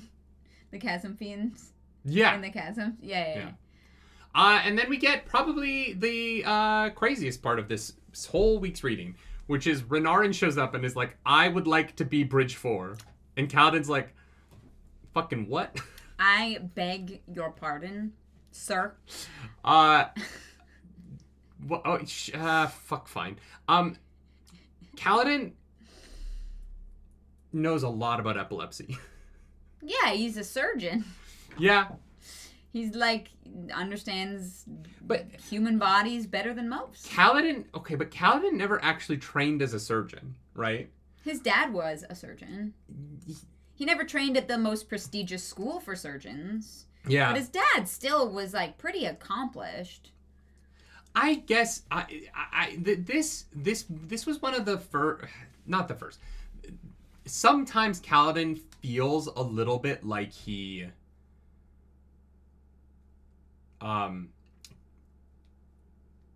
went to school for surgery. And he didn't, right? Well, he went to school kind of his whole life. He went to, like, yeah. He started training from, like, infancy, basically. To modern. Maybe that's what it felt like. This conversation just felt a little bit off to me. It was one of those things where it's like, oh, epilepsy, whereas, like, that's a word that we know here that we've made up, whereas I don't mind the epilepsy existing. This just felt a little bit too, like, this felt like he had gone to med school, and we know that he didn't, right? His education was interrupted before he went to school. But if you still studied medicine for about 10 years of your life, like, I think that... I mean, he stopped at 14, right? Like, it's not like he stopped at, like... No, he's literally, like, when other boys are helping their fathers in the fields, he's studying. If we had, like, in the flashbacks in the first book, if there had been a kid in town who had epilepsy, and it had been something that came up in his town, I could understand his dad training him on it. But him being trained on, like, all medicine, it just... Well, yeah, if you as a doctor, you don't know what people are going to come to you with. Hey, doctor, do you specialize in, like, neurological symptoms? Like, I just don't think that that's really how... to me, it doesn't feel like people specialize here. It's like, you are a doctor, This felt a little bit like Kaladin had... I feel like Brandon Sanderson wants Kaladin to be a surgeon, but he skipped out on that education, but it doesn't feel ever like Kaladin is missing any medical knowledge that he would have learned in school. Does that make sense? Like, it feels like he just has everything he needs. Well, I think the reason it was, like, the most prestigious school is that, like, you kind of have to already be great to go. But then what's the point in going if you already have all the knowledge? So that you can have the fucking piece of paper to get you any job you want, right? No, I don't buy that. That's not how middle school works. They wanted Kaladin to marry a Light Eyes. He has to have some kind of special thing going for him. Sure. This conversation just felt a little too specific knowledge-wise for what you would teach a 13-year-old who was going to go to medical school eventually. He left at 16. Okay, fine. A 15-year-old. I don't know. It didn't feel out of place to me at all. It just felt a little bit to me. It's not a huge complaint. It just felt a little bit like... Yeah. To me, someone who spends, like, a decade studying medicine, epilepsy would come up at some point. Because epilepsy is not that, like, uncommon. There are quite a few... No, like, it's obviously it's not rampant. How many epileptic people do you know? 4. Okay. Well, yeah, in your life it is way more common. It's not that uncommon. And, like, the severity of it is obviously, like... different, like, you know, he asked him a bunch of questions. Like, I feel like there are a lot of people that suffer from epilepsy. I don't know what the population of Roshar is, but... I just sometimes feel like Kaladin knows everything about medicine, and I wish that he didn't, because he trained to go to school for it, he didn't go to school for it. And I feel like him being... To me, the schooling part honestly just felt like you say you went. You know what I mean? Like, that's because your degree's in musical theater. But, like, actual people learn things in their colleges. Just because you and I went to go sing and dance, like, fair. People actually do learn medicine at medical school. Yeah, no, that's fair. That's fair. Syrian 523 says Chekhov's gun is a term for setup that never gets a payoff. No. That is the opposite of what it is. That is not what it means. Chekhov's gun is that if you introduce a gun in Act 1, it has to go off by the end of Act 3. Yep. It is quite literally the opposite of that. Yeah, I don't know. It just felt a little bit... Someone in our chat's like, I have epilepsy. Now you know somebody. I know a couple of people, right? Yeah. But, like... 1 in 100, according to Google. 1 in 100 people have epilepsy? Yeah, no, it's way more common than I think you think it is. Oh, okay. Yeah. If it was like lupus or whatever, I'd be like, okay, this is literally an episode of House. I just think that, like, Kaladin, there is a point where by the time you're 16, I get that his dad is a surgeon. Yeah. But there is a limit on how much you can fucking know. Yeah. And the books just kind of treat it like Kaladin knows everything about medicine that could come up. And it is actually more interesting to me if him choosing to not go to surgery school means that his knowledge of surgery is limited in some ways, rather than him, because his dad was a surgeon, he knows everything. I would imagine... He has never not known a single thing about medicine in the books. Well, and I would imagine that his actual knowledge is very, very extensive because he studied for so long. But the reason to go to school is, like, they're learning new and better techniques. Like, maybe, you know, at this school, they're doing liver transplants or something crazy. You know what I mean? Like, that would be considered far and well above, like, what your local surgeon could do in healing, like, in stitching up wounds and that kind of thing. And I don't know. This is, like, obviously my brain, like, filling in the blanks because it's not said. But that's kind of, like, the jump that I imagined from being, like, Lirin being, you know, the local surgeon to going to school. Well, Lirin went to school. No, I don't believe he did. Didn't he go to, like, he didn't go to, like, he a didn't school go to in that school, but he's trained somewhere. I don't actually think he went to a school. I think he was trained by somebody. I'm not 100% sure. All right, so thank you for that super chat. To be fair, Kaladin was trained by the nest surgeon who didn't go to the best? Oh, the best surgeon who didn't go to the equivalent of Harvard. Sure. I just think that this is why it bugs me. It actually doesn't bug me because he knows medicine stuff. It is that Kaladin made a choice in the first book to not go to surgery school. That was like a big important... But then he changed his mind. No, he follows Tien into the army. Wait, whoa. What happens is he decides he's going to be a soldier. And then he has the moment where he starts calling himself Kaladin instead of Cal. And he decides he's going to be a surgeon. And then he is forced to go into the army because Tien is taken from him. That's my point, right? He's not forced to go into the army. He follows Tien in the army to protect him. It is a big choice that he makes, right? Kaladin makes this massive choice to go there to make sure that Tien is safe. The consequence of that should be that he is somewhat limited in his surgery knowledge, right? But by allowing him to be this character who always knows everything about medicine in every single scene where it comes up, it doesn't seem like there was a consequence for his choice to not go to surgery school, right? And so that... What do you mean by consequence? He didn't get... I think it's pretty clear what I mean. Like... Oh, that's very clearly not what I mean. He didn't get to go to surgery school, and so it feels like his surgery information should be somewhat limited because of this big event that happened. And it just doesn't feel like it is. I feel like in practice, like the actual physical surgery part of it, absolutely. But he's spent a decade memorizing books and, like, illnesses and, like, plants and what they're used for. Like, I don't know. For me, it totally felt like it was within the realm of reason. But Kumi, thank you for that super chat. It's like with gays. Nobody introduces themselves. Hi, I'm Alex and I have epilepsy. Same with gays. There is more of us than people think. Oh my God. You and I know different gays. Because a lot of the gays in my life do introduce themselves. I know people who introduce themselves as gay Kevin. Love that for Kevin. Thank you for that super chat, though. Yeah, I don't know. I'm not saying that. I'm just defending why to me it felt like it was. I just would like one situation where Kaladin does not know something about medicine. Just one, right? In all of this stuff.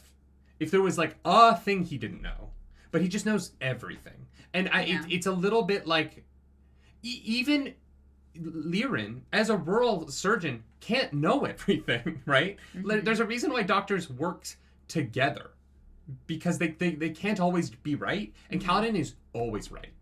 And from a surgery perspective, it feels like his surgery knowledge is magical a little bit. Why? He loses people all the time. Because he's always right. Like, people die, but he's always right. I guess. That's why Lirin was like, you're really, really, really, really, really good at this. And so we need to, like, give up everything to send you to school. Sure.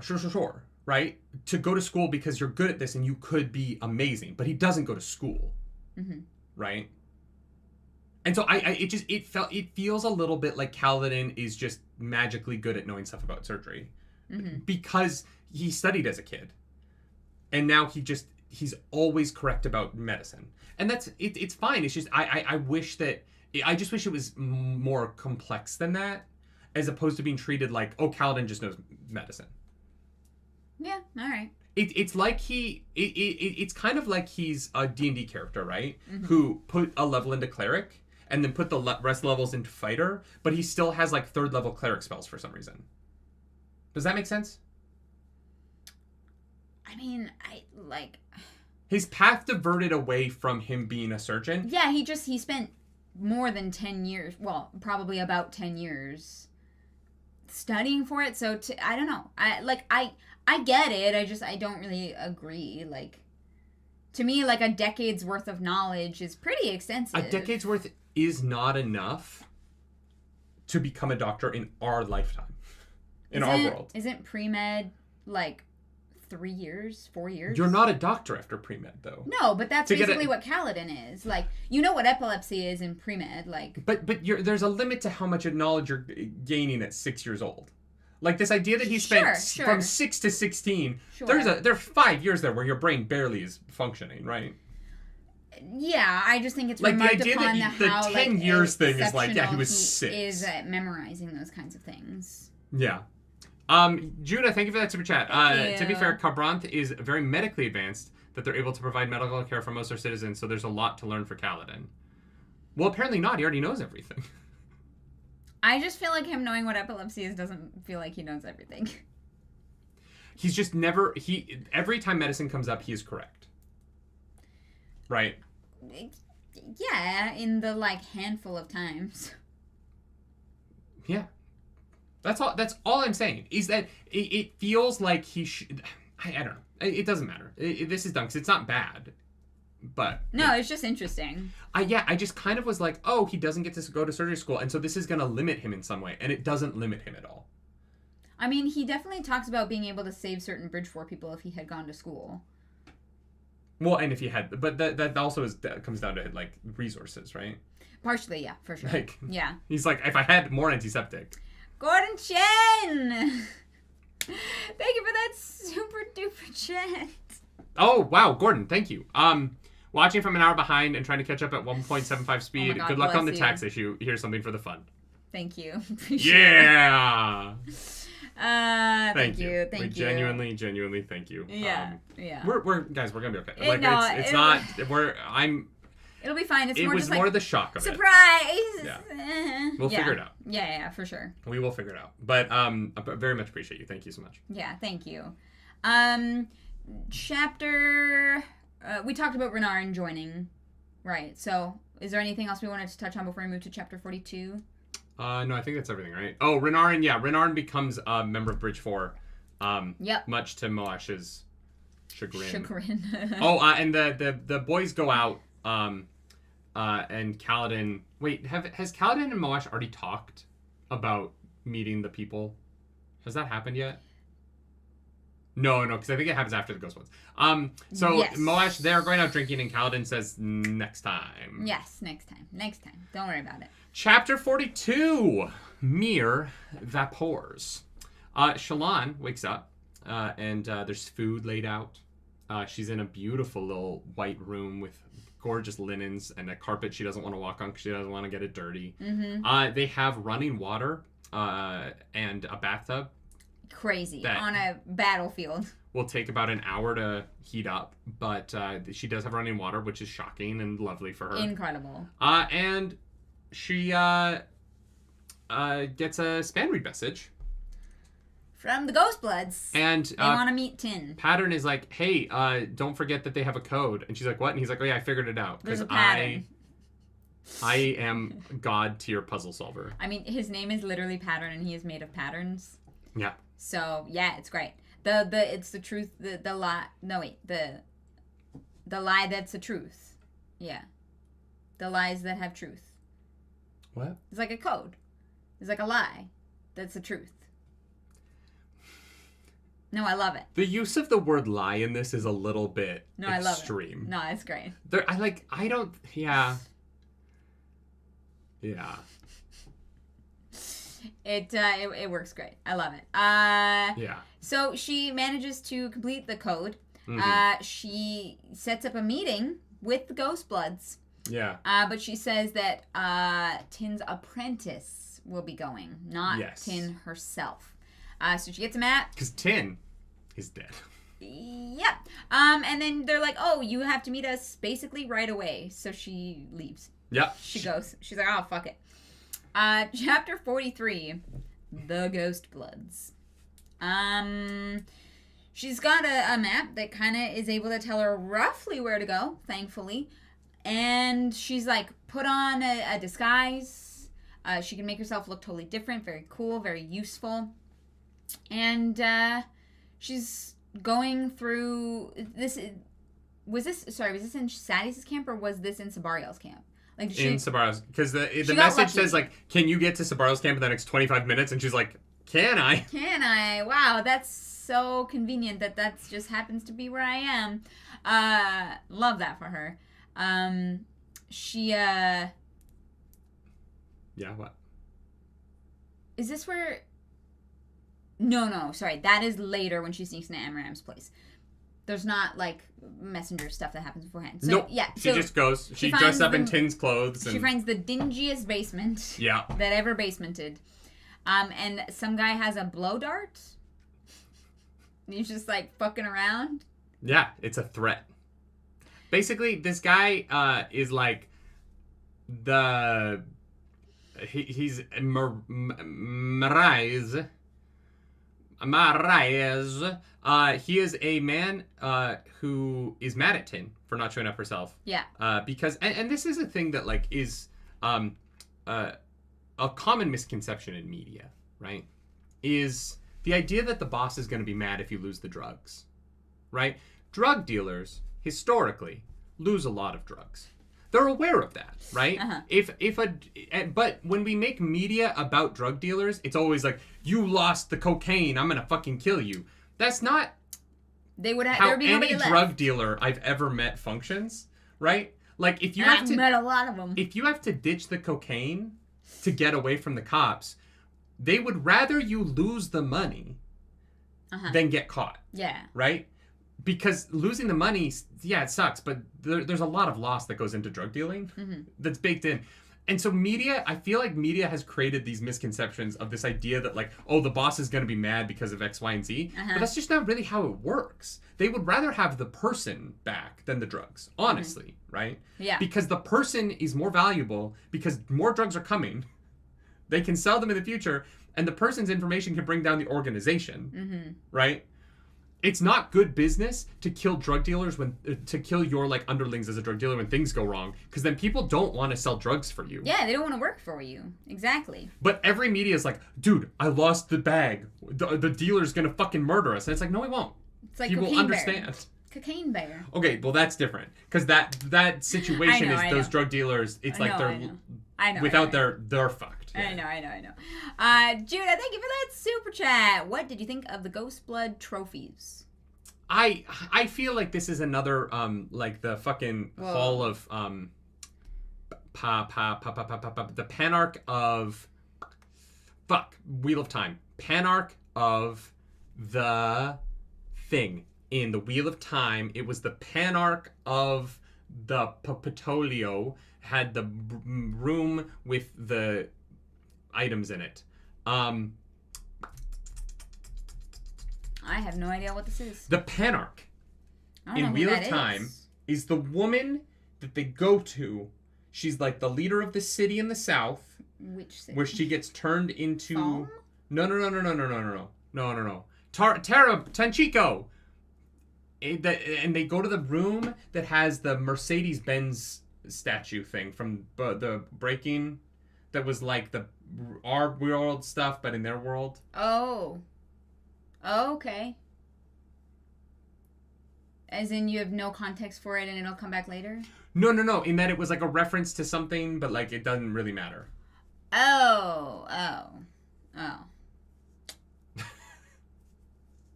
Yeah. Yeah, the museum with the Mercedes hood ornament and the giraffe skeleton. It reminded me of that. Okay. Nerdy forgot he's talking with a goldfish. That's true. Guys, that was 2 years ago. The pen arc, right? And then she got enslaved by she was a Dakoval. And then, what's her face? What's his face falls in love with her? Daniel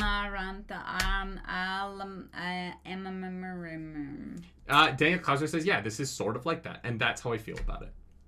Yeah, I don't know. None of it jumped out to me as being important. Oh, we did. Wait, Lona Boy's right. We skipped. What? Shallan has no idea how much food costs. Oh. And you motherfuckers are out here trying to tell me that Shallan isn't at all entitled. She doesn't have an entitled bone in her fucking body, and she has a little one. It's not her biggest flaw. It isn't. I'm not saying that it is, but she's a little bit entitled. Right? She is a little... She especially now that she's good. She's entitled the percentage that every human is entitled. No, absolutely not.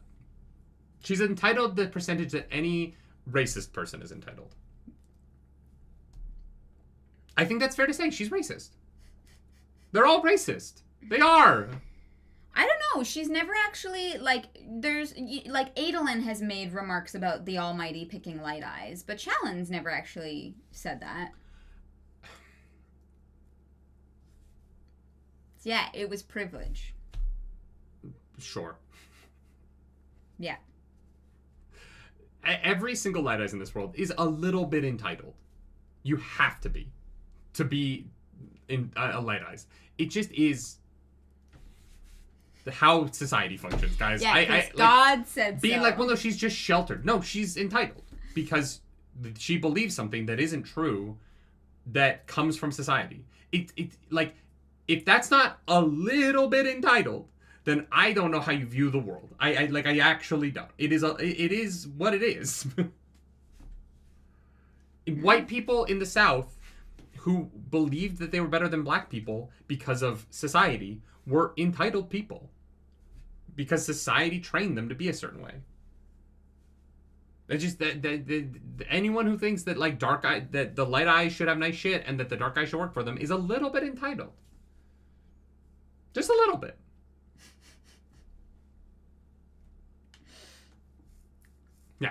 Anyway, she way overspends on food, and it's like, oh, actually, no, I'm going to pay you all this money for information. And the woman's like, okay. That's expensive information, but sure. Yeah, I'll give you fucking directions. Yeah. Yeah.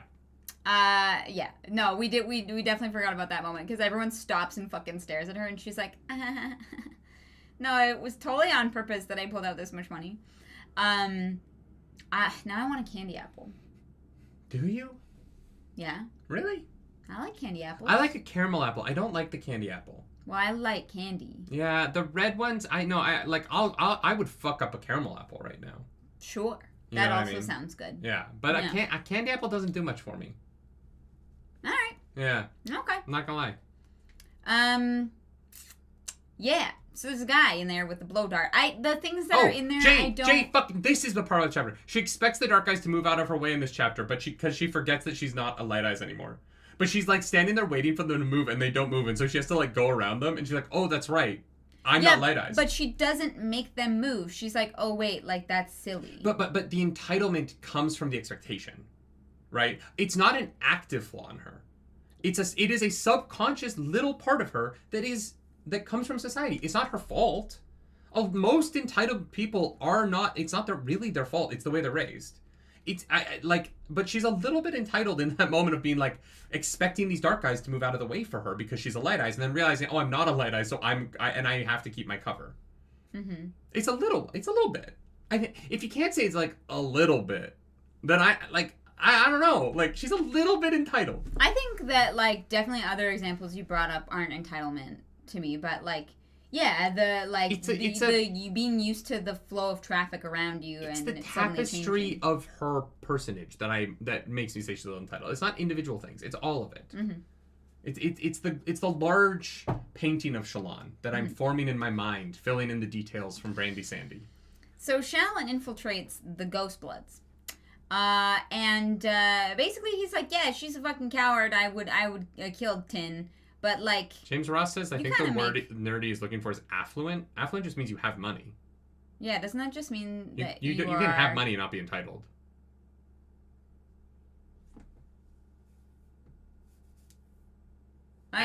Guys, it doesn't fucking matter. She's entitled because all racist people are entitled.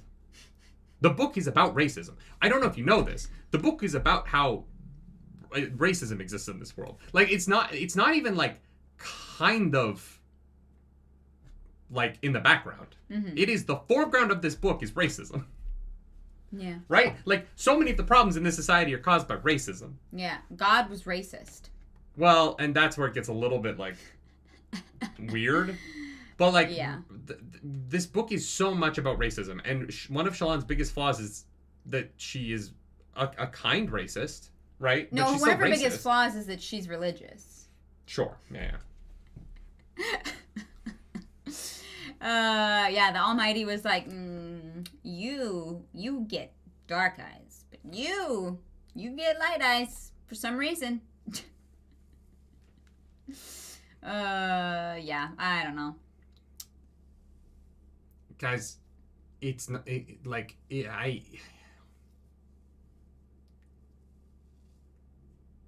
I can't. Like, some of these things that people are saying in chat, I just can't. Let's just move on. We just have to move on, because I can argue with you guys forever, because you're just so deeply wrong, and it's not worth it. Like, this is dumb.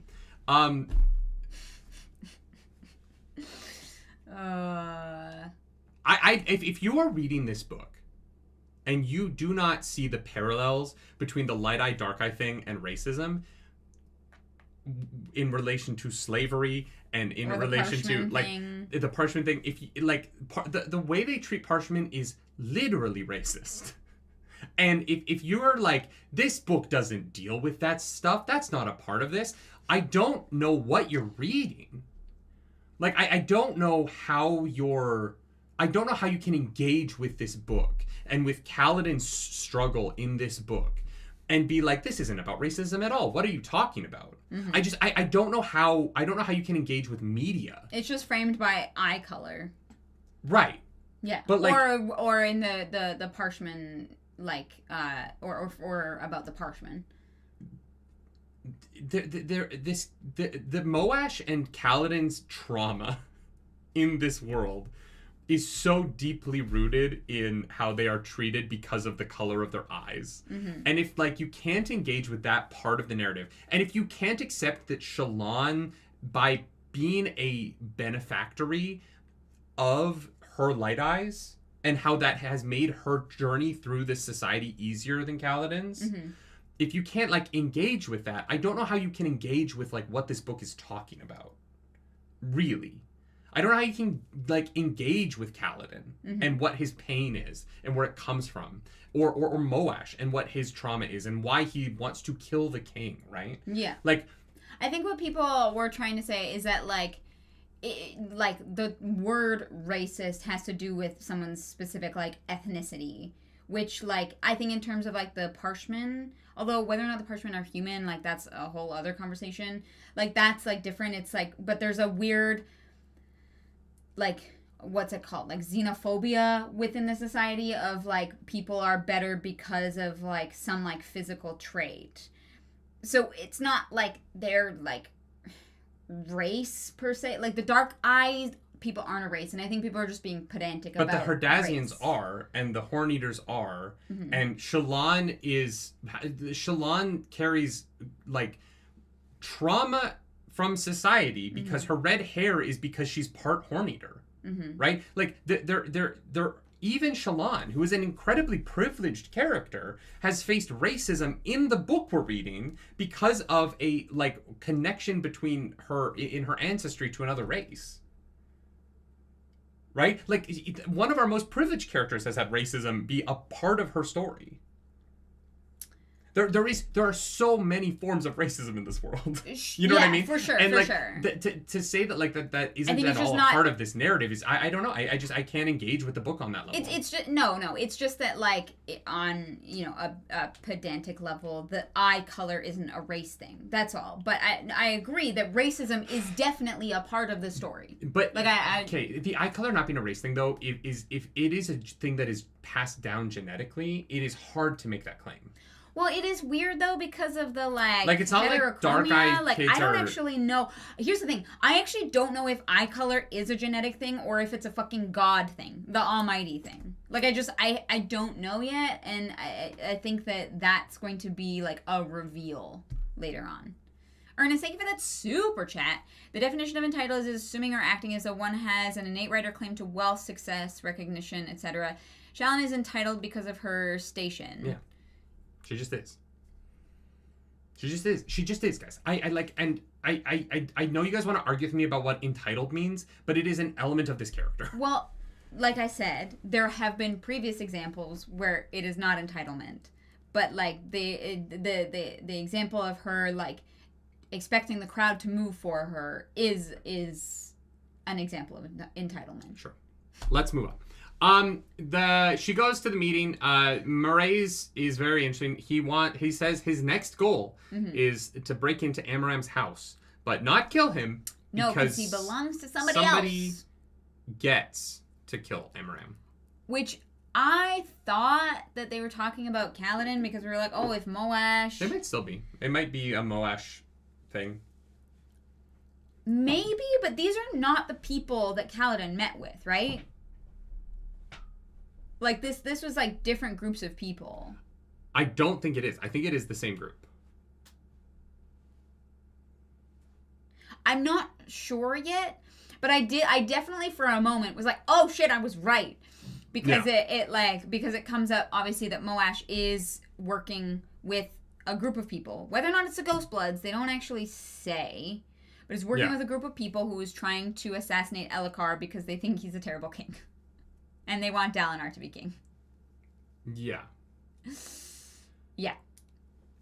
Yeah, which I guess is not the same as these people. Well, and there's that's a why lot of characters in this book. That's what the thing is. I'm not sure if they are the same faction. So I was like, for a moment, I was so sure that I was right. And then I was like, well, actually, I don't know about that. I think we'll find out. Because I think that the Ghostbloods are trying to kill Dalinar.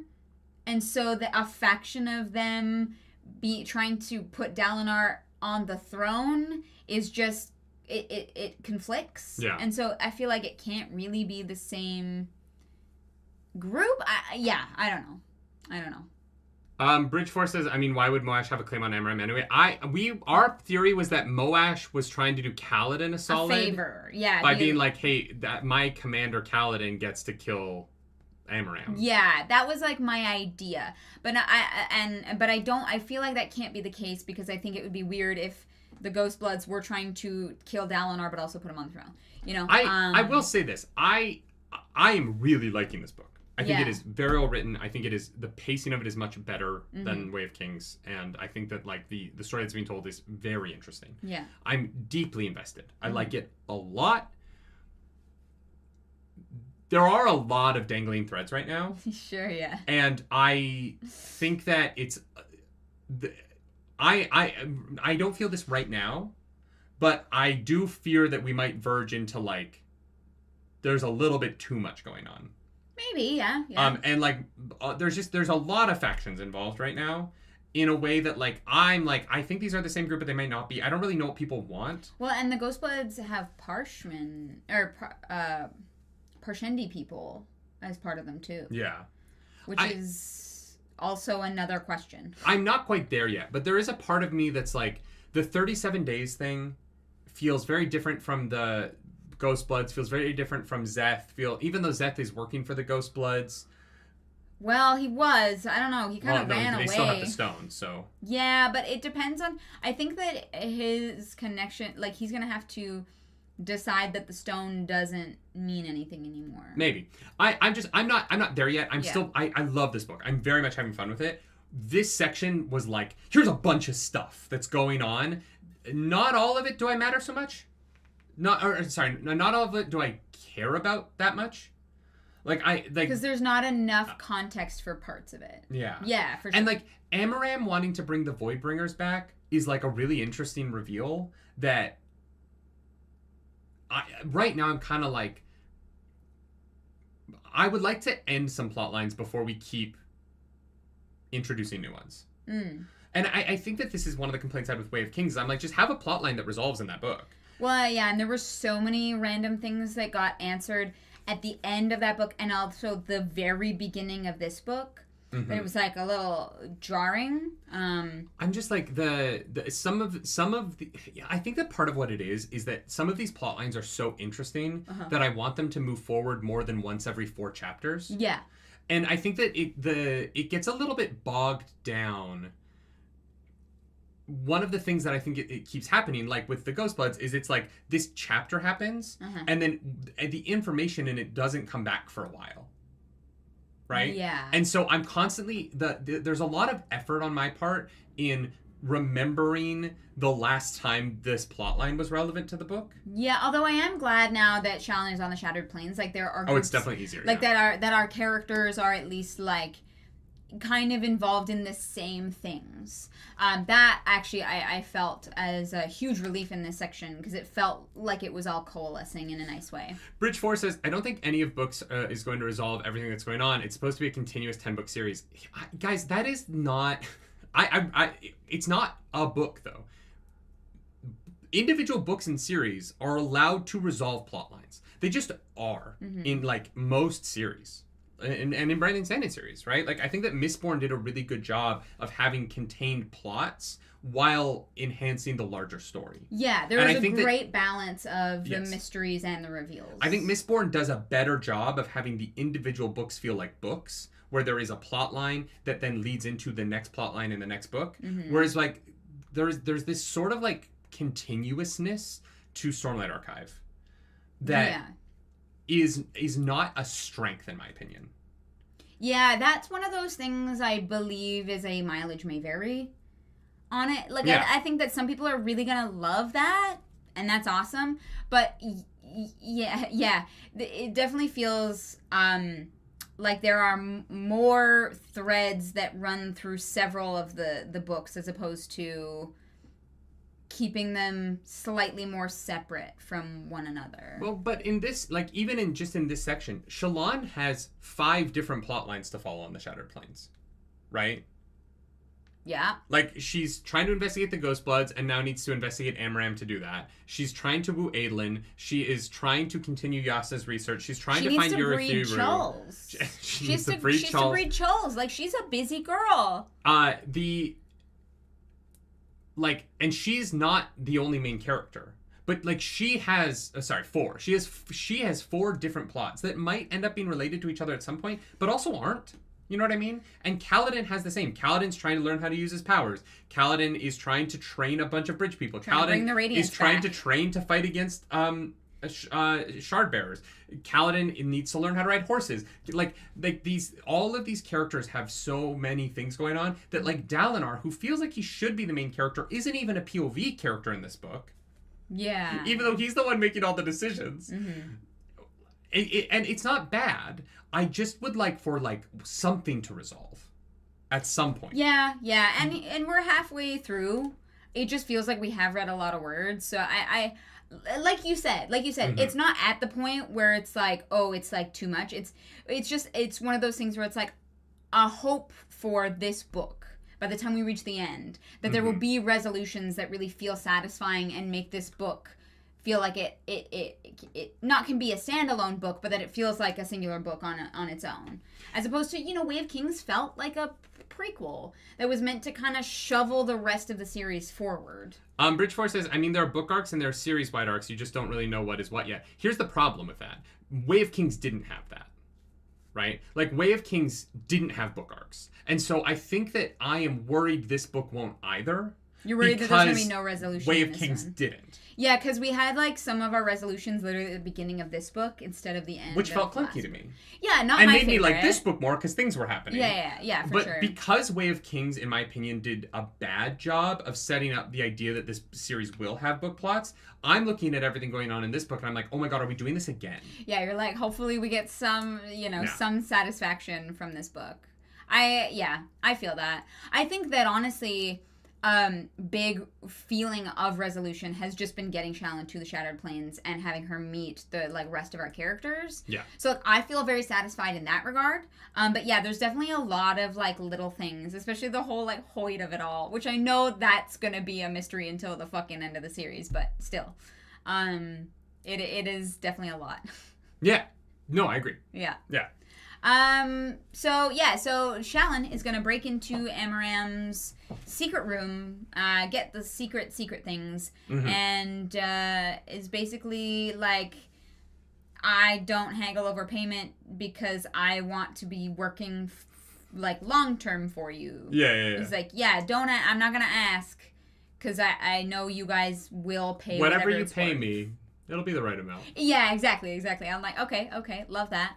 I'm sure Shallan just like forgot to ask that wasn't the plan, but the save was good. Yeah. She's like, I've never had to haggle for payment before. Yeah. Pattern says that the Parshendi is following her when she leaves, and so this is when we find out she can just make a wall appear, but she has to draw things before she can make them appear. Yeah, which is interesting because Pattern says that she shouldn't have to. Yeah, it's just a weird Shallan quirk. Yeah. Yeah. It must have to do with visualizing whatever it is so completely that Shallan is used to being able to have a physical thing to do to help that. I could never do what Shallan does. I literally have no visual in my brain. I think it's a trauma response. Yeah. I think it's a trauma response to her mom's death. Yeah. Yeah. Yeah, I think that's fair. Wow. Yeah. Huh. And then so Shallan leaves with her new mission, and Pattern's like, followers. And so Shallan creates a wall, and then needs Pattern to teach her how to drop the... To let it He's go. like, wait, how do I lose? And he's like, stop feeding it. You are the master of feeding. And she's like... Yeah. She's like, okay, I get it. On how much I eat food. Like, leave me alone. Am I being judged by my fucking spread? She's a sweet tooth, okay? Yeah, that's honestly true. I get it. Look, you're very I am similar Shallan. to her. Yeah. And she's like, you know what? I'm going to do it all. I want it all. One Form of Justice, chapter 44. Kaladin comes to the Light Eyes grounds and is like, Zahale, I'm taking you up on your offer to train me. And also my two and friends these here. guys. And Zahale was like, I did not say that I would... Fine, whatever. And so Zahale goes and grabs a shard blade. Yeah, that they get to practice with. And he's like, hey, play with this. And Moash, rock hard. Moash is so excited. He's so into it. And so he starts playing with it. Kaladin doesn't, much to Syl's gratitude. Yeah. Kaladin refrains. And they start training. Renarin trains for the day in his shard plate. He's a member of Bridge 4 now, except when he's training. Yeah. And he goes and he eats. Well, except when he's not on duty, he still gets... He's either protecting his family or being protected by Bridge 4. Yeah. Which is confusing, but sure, yeah. Yeah, so he is supposed to go eat because eating in shard plate would be a fucking nightmare. Yeah. Have you ever tried to eat in gauntlets? Oh god, awful. Yeah, terrible. But I was hoping that we would zoom in on... I thought because we were at the training grounds and because of the jumping off the wall scene last time, I thought we were going to get Renarin speed throwing food into his own face because he can't control the speed of his arms. Yeah, right? No, we didn't get the jumping off the cliff montage with the food this time, which is fair. It's far less humorous. I just wanted him to move so fast that he ends up shooting soup up his nose or something. Just choking on it. Yeah. Shallan shows up and Kaladin's like, oh! Nah, she's a Light Eyes. She can't be pretty. That's just how that works, actually. But Moash is like, damn, girl! Yeah, literally. They're all like, you thin as a board, but you fucking hot. Jesus Christ. Well, they keep being Shallan's I wish I had bigger tits. And I know, she was more curvaceous, but Adolin is she's exotic? She's athletic? Yeah, it's, yeah. It's like when you've spent your life around curvy people your whole life, and then you meet a Pilates girl, and you're like, oh, okay, that's different. Oh, different kind of hot. I love that. Different kind of hot, yeah. Yeah. Mm-hmm. You're more of a Shallan. Yeah. You know. Yeah. You're Pilates hot. Yeah, I don't have the bazongas. You do not Aokiji would not be into you. No, that's fair. That's okay. I'm okay with that. That's the only scene of One Piece Clarks has ever watched. You showed me 4 seconds. And it's just Aokiji being like, those are some nice bazongas. Yeah, wild. It's fine. He's an admiral. So Sexual harassment lawsuit incoming. So Kaladin and Adolin are actually kind of having a sweet moment together. They're having like a genuine conversation. Because Adolin forgets who he's talking to. Yeah. And then Adolin is like, she's here to watch me spar. And she walks right by him and Kaladin's like, yeah, definitely here for you. Yeah, bro. Whatever you say, bro. Sure, bro. This rocked! It was great. Fuck you, Adolin. Yeah. Humble yourself. Yeah. Yeah, he needs it a little bit. Yeah, and I think Shallan's going to be good for him. Yeah, she's the catalyst. But she shows up under the... She's obviously there to see Adolin, but she is using the excuse that she wants to record all of the shard blades and shard plates. Yeah, she wants to record the shards so that there is a, catalog system, I guess, with, very detailed pictures and descriptions so they can keep track of everything. Makes sense. It's a good excuse. It also, from Aylin's perspective, ties her to, the kind of person that Yasna was.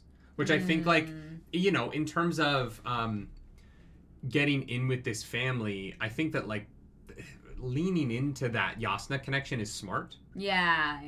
And I like the way this played out. I like that Kaladin and Adolin are able to have a conversation. If they were just always the worst with each other, it would get so, tiresome. Yeah. And I think that this was a really smart scene to put here because it allows for these characters to interact without us, just rolling our eyes every time. Exactly.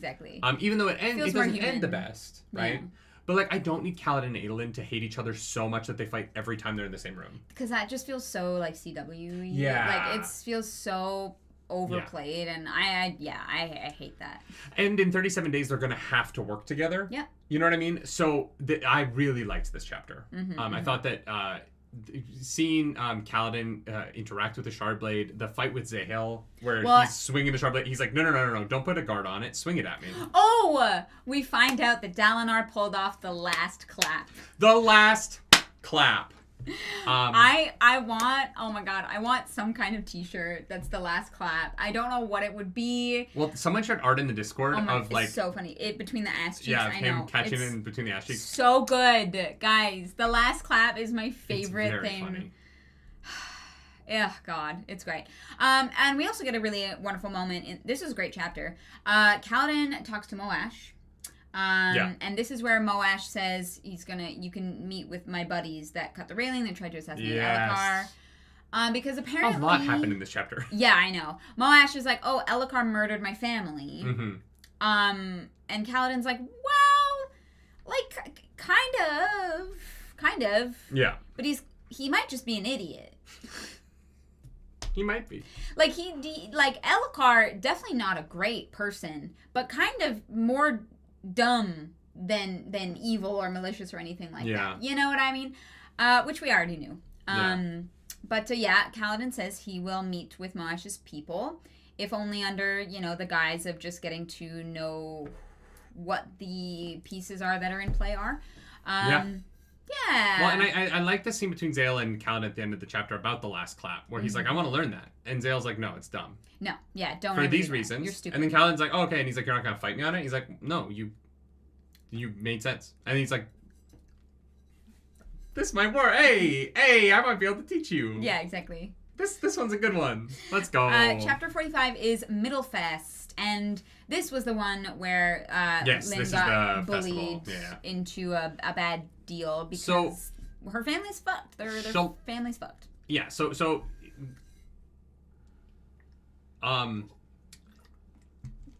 whoa. I just read that character's name and it blew my mind. Because listening to it in the audiobook, but Jexonofnan. Anyway. So there is a festival? Yes, there's a festival that is being thrown on the grounds of Shallan's family. Day and a half from their manor. Still on their grounds. Yeah, crazy. It's a lot of acres. I feel like that family is richer than the book led me to believe. Yeah. I thought they were a little rich, but they're they own the countryside rich. Yeah. A day and a half of travel and you're still on your own land is more rich than I thought they were. Is all I'm saying. Oh, all right. Like, that is so much land. I mean, they had to literally find marble quarries on their land, so it has to be vast. That's, you know what? No, you're right. You're very correct. I don't know.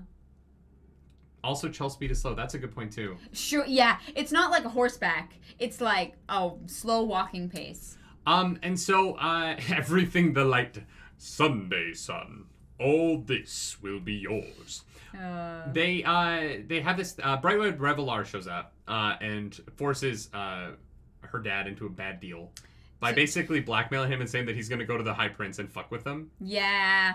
So Shallan uses this excuse to slip away, and... Well, she's kind of, like, banished.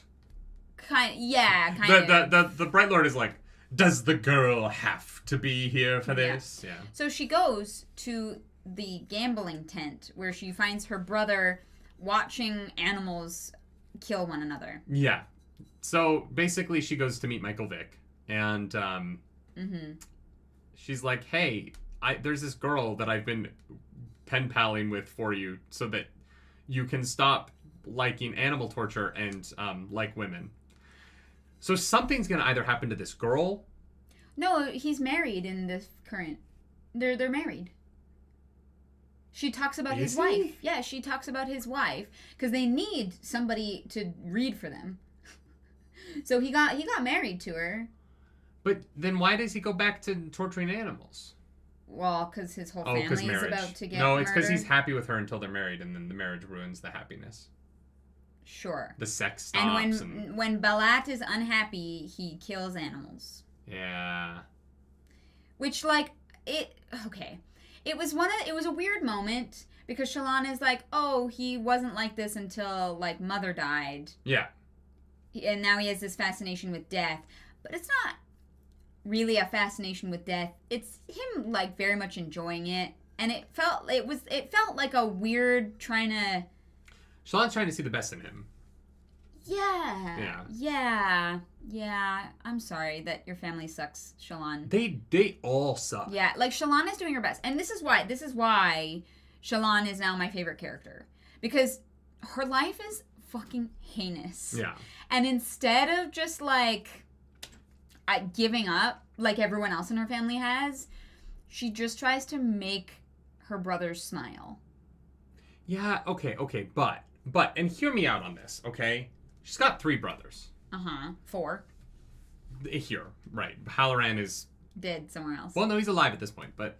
Sure.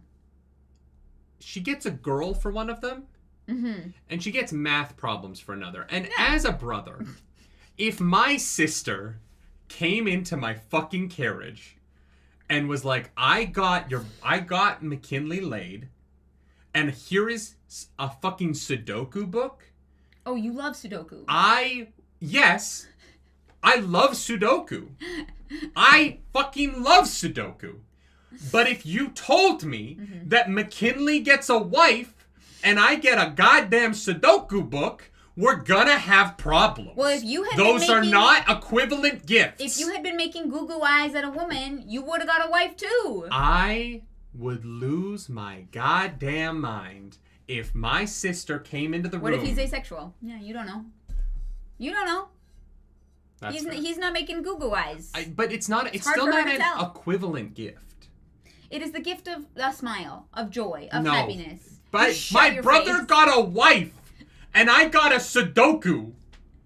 Yeah, well, he's the older brother. He gets to have sex. Shallan spent weeks planning out a gift when she was coming home for the holidays. Yeah. And then remembered she had another brother in the airport and bought a Sudoku from the Relay News. Her brother's still a child. Her brother's only 15 months older than her. Yeah. She's not going to try and get her She got one of them a wife, and the adult. other, she gave math problems at the last second. Okay. No, she was passing through the airport and realized she didn't have a gift for the guy. No. And so she picked a fucking book off the shelf. That would be like if you had a 20-year-old brother and a 10-year-old brother, and you gave both a bottle of whiskey that would make no sense. That'd be a terrible gift. I'm joking. I know. This is all a joke. Judah, thank you for that super Judah, chat. thank you for the super chat. The Shallan flashbacks make me so sad because it just shows that she's like 60% trauma, 20% trying to help her family, 20% her own person. That's I know. Fair. It recontextualizes, especially book 1, which I know a bunch of you said that it would. I feel so bad for her, and I think that the choices that she has tried to make in the face of all of her hardships have been heartbreaking and so beautiful, and I just the fact that she just wants to make her brother smile is so heartbreaking.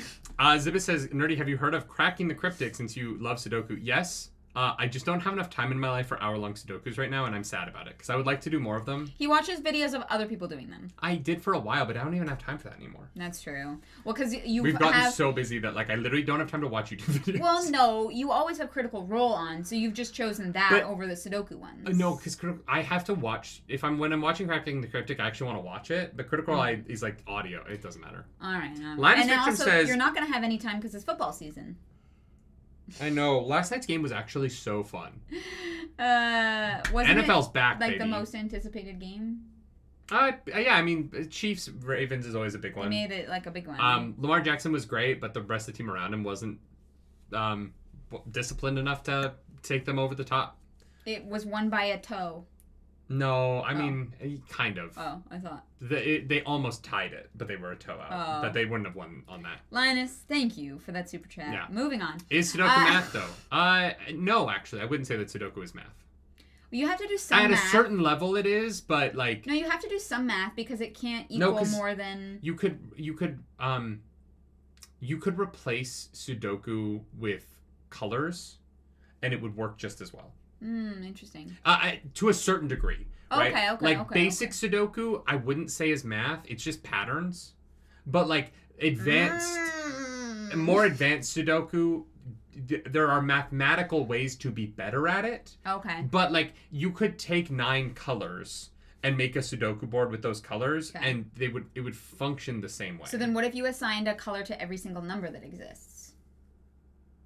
You couldn't. It wouldn't work. You could if you would specialize. But yeah.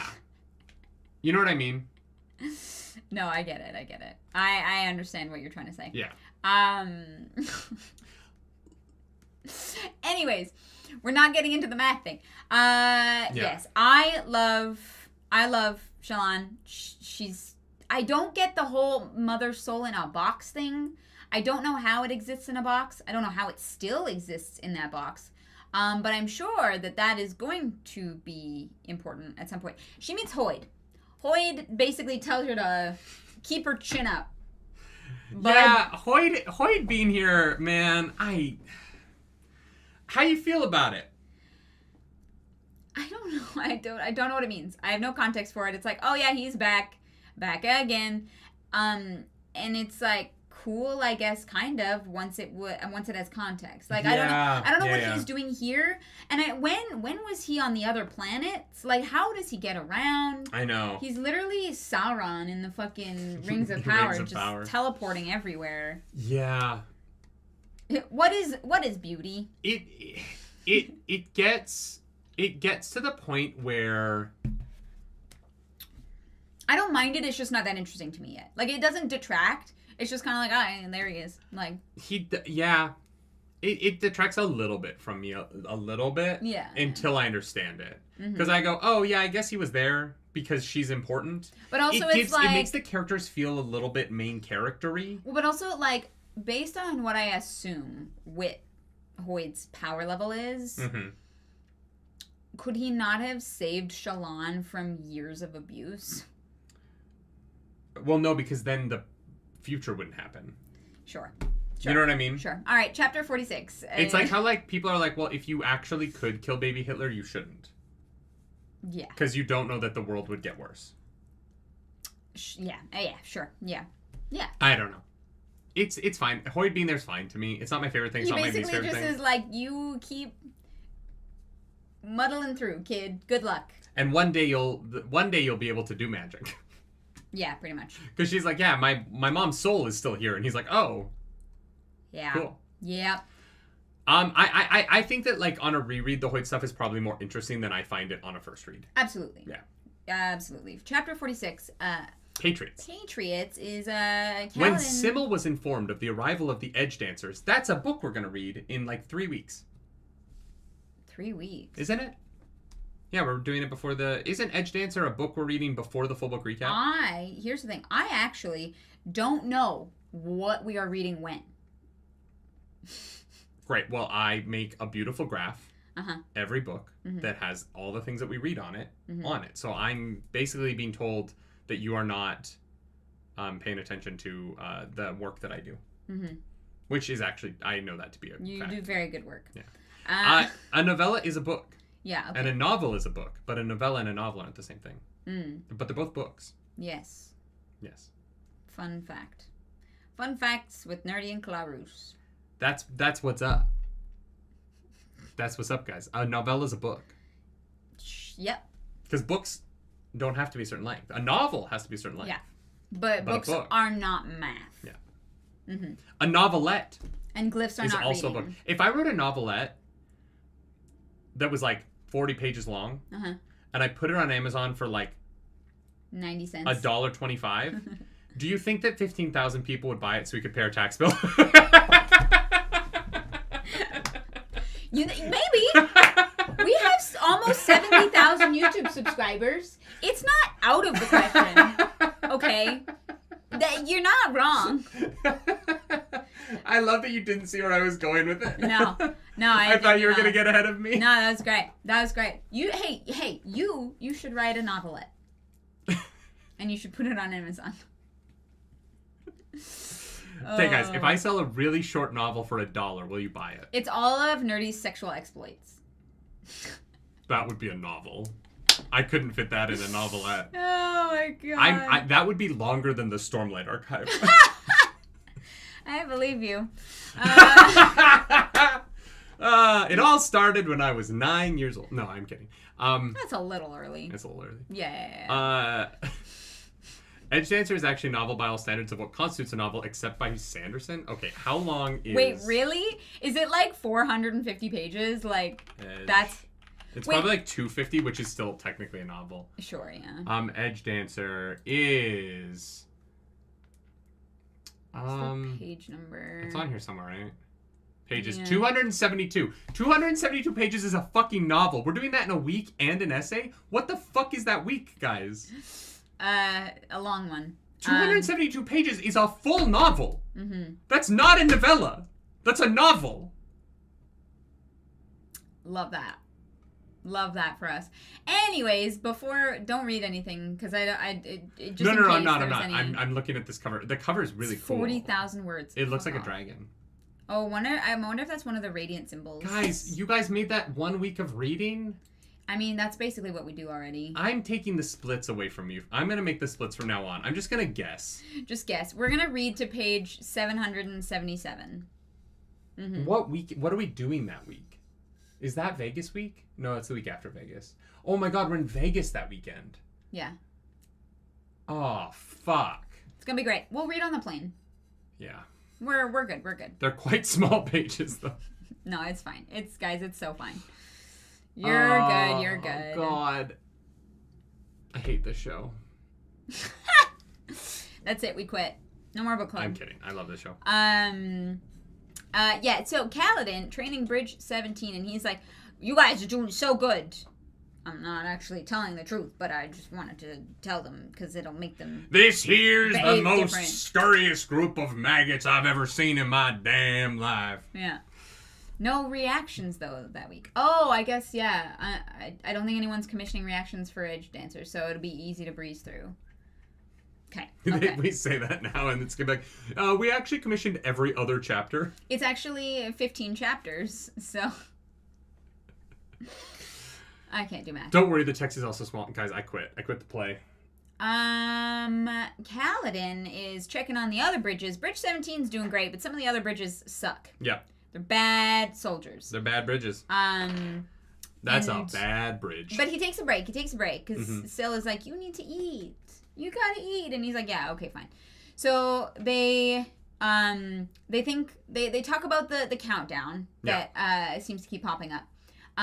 Scylla's like, yeah, still seeing those red spren. Still not good.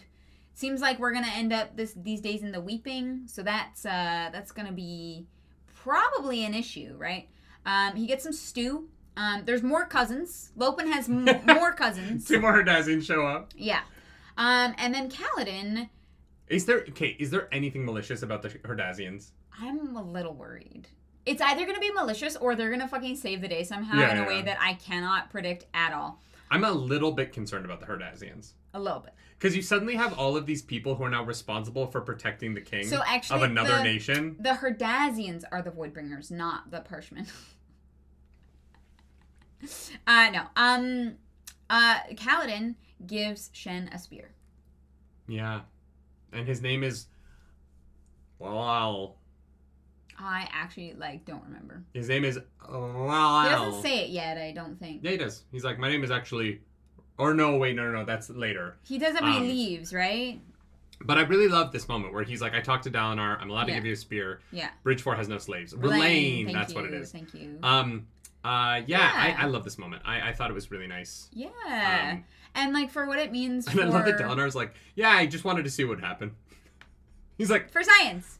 He asked if I could give a parchment a spear, and I was like, no one's ever asked that before, so... Why not? It's one of those things where people Navani was like, do it, I wanna see what happens. Well, but it's also one of those things where I don't think there's a rule against it. No. I think that Dalinar went like, yeah, I guess. Sure. Why not? Yeah. And Shallan somewhere is like, oh my god, it's getting worse.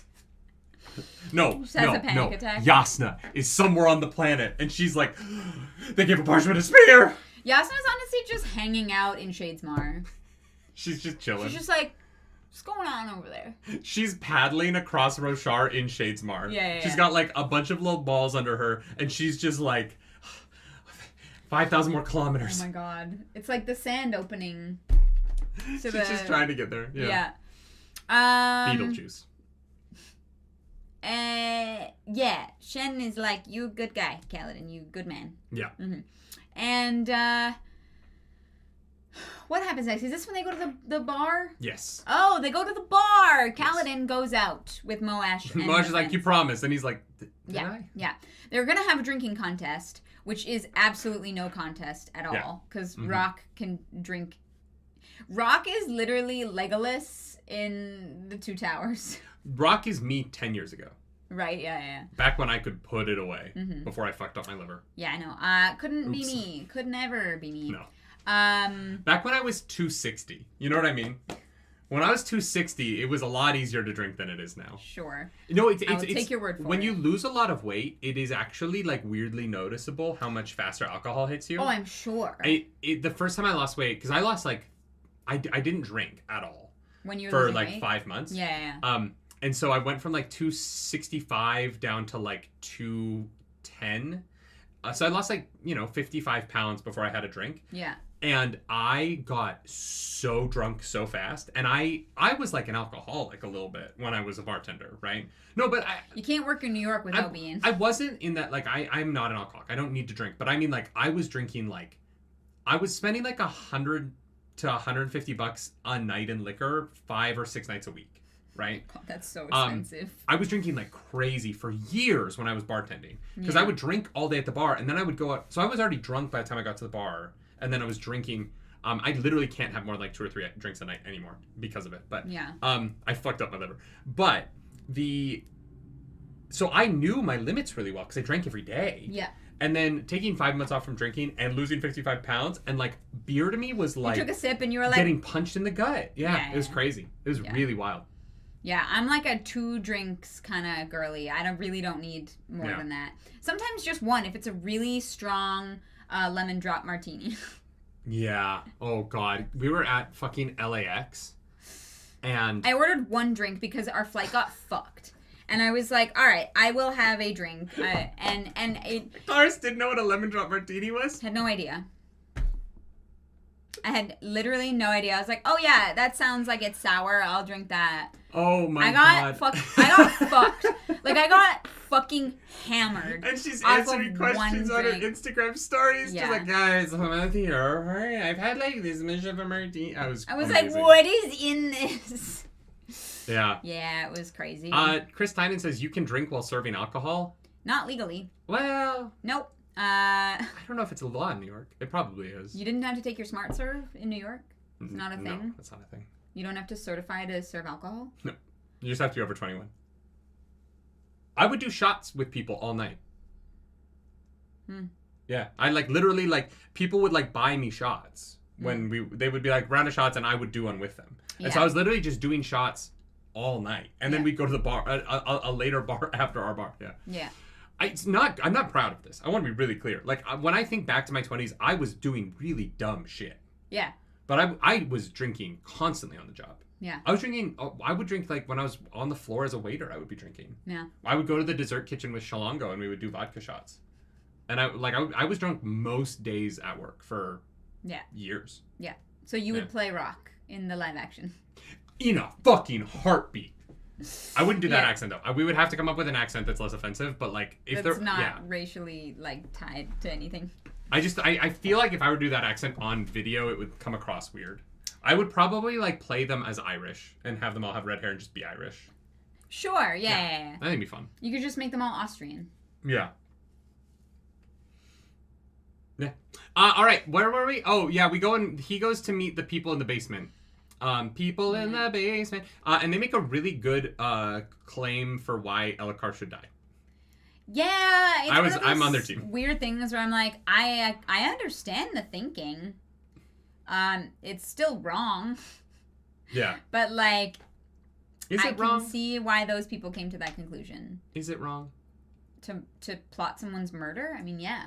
Legally that is first degree murder. Know. It's the worst thing that you can possibly do. I don't know. Oh, also Adolin's ex was there. Yeah, the woman, the scribe that he pissed off. Danlin, yeah. Yeah, the one that he brought in and that Dalinar made one of his scribes immediately upon meeting her. She hadn't even dated Adolin for a day. And then Dalinar's yeah, you can work for me. She's also there. I don't know. I think that if you're revolting against a king that is holding up racism as a tenet of your society. Well, that's not the king. That is the church.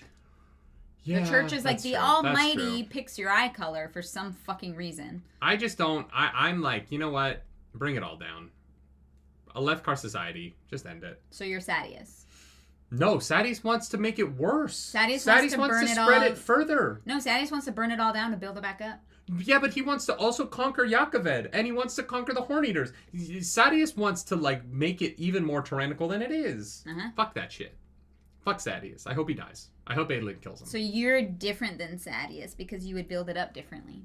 I'm different from Sadeas because I don't believe in conquest. Yeah, that's a pretty big...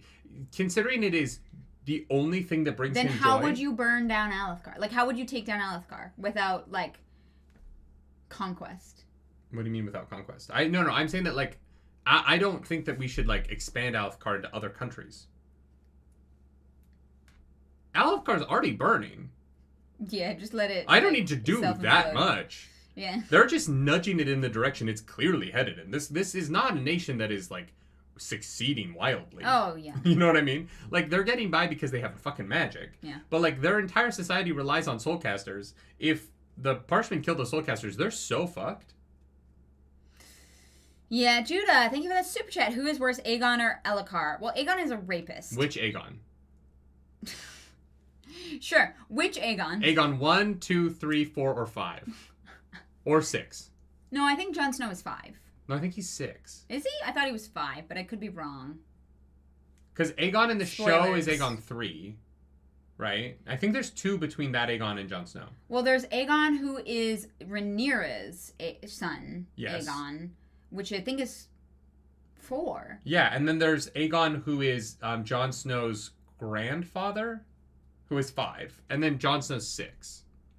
Oh, Aegon 5 is Egg from Duncan Egg. Yeah, Aegon the Unlikely is 5. Yeah. So he's 6. Jon Snow is 6. Okay. Yeah, I'm right. Yeah, okay. Fuck yeah! Well done. I like when I'm right. Math. Oh, Call God. other media spoilers. That one's fair. Crazy. Yeah. That is definitely a Vagon. huge spoiler. I'm so sorry. Alethkar is on fire. We don't need water. I don't know what that song is. Yeah, Judah, it depends which Aegon we're talking about here. Rhaegar's other son is Aegon the 6th. Rhaegar's other son. Wait, so then... Rhaegar? So, no, I thought Jon Snow was Aegon 6. Is he Aegon 7? Maybe we're both wrong. There's too many Aegons. Yes. Yeah. Yeah, there's too many. Just... George! Come up with a different name, please. Write the next book instead of a blog about how House of the Dragon all isn't good. Aegons. God. Just a D&D campaign that is all Aegons. Yeah. All right. So then, the roof. The roof is on fire. But Alethkar has 3 syllables in it. That's why it didn't work in my head. Oh, okay. Yeah. Alethkar. Alethkar. Alethkar's on fire. All right. I know Bloodhound Gangline is Fixstrom. It was the 3rd syllable in Alethkar that fucked me up, okay? I want you to get off my dick. See? Get off my dick, see? And get into the crevice behind my taint, see? Yeah. That's where I hide my snacks, is in the crevice in my taint. It's a good hiding place. No one would ever think to look there. Chapter 47, Feminine Wilds.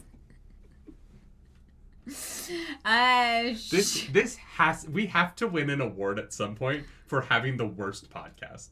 Is there an award for that? We have to win the Razzie for the worst book podcast. Please, someone nominate us for the worst book podcast. Is us barely podcast. Getting through the book, barely remembering what happens in these fucking novels, and making jokes about shit and sex for 3.5 hours every Friday. Yeah. Like, we are the worst at this. We are. Youth of a nation. Chapter 47 is basically just Shallan and Pattern talking about maps, and Pattern's like, patterns.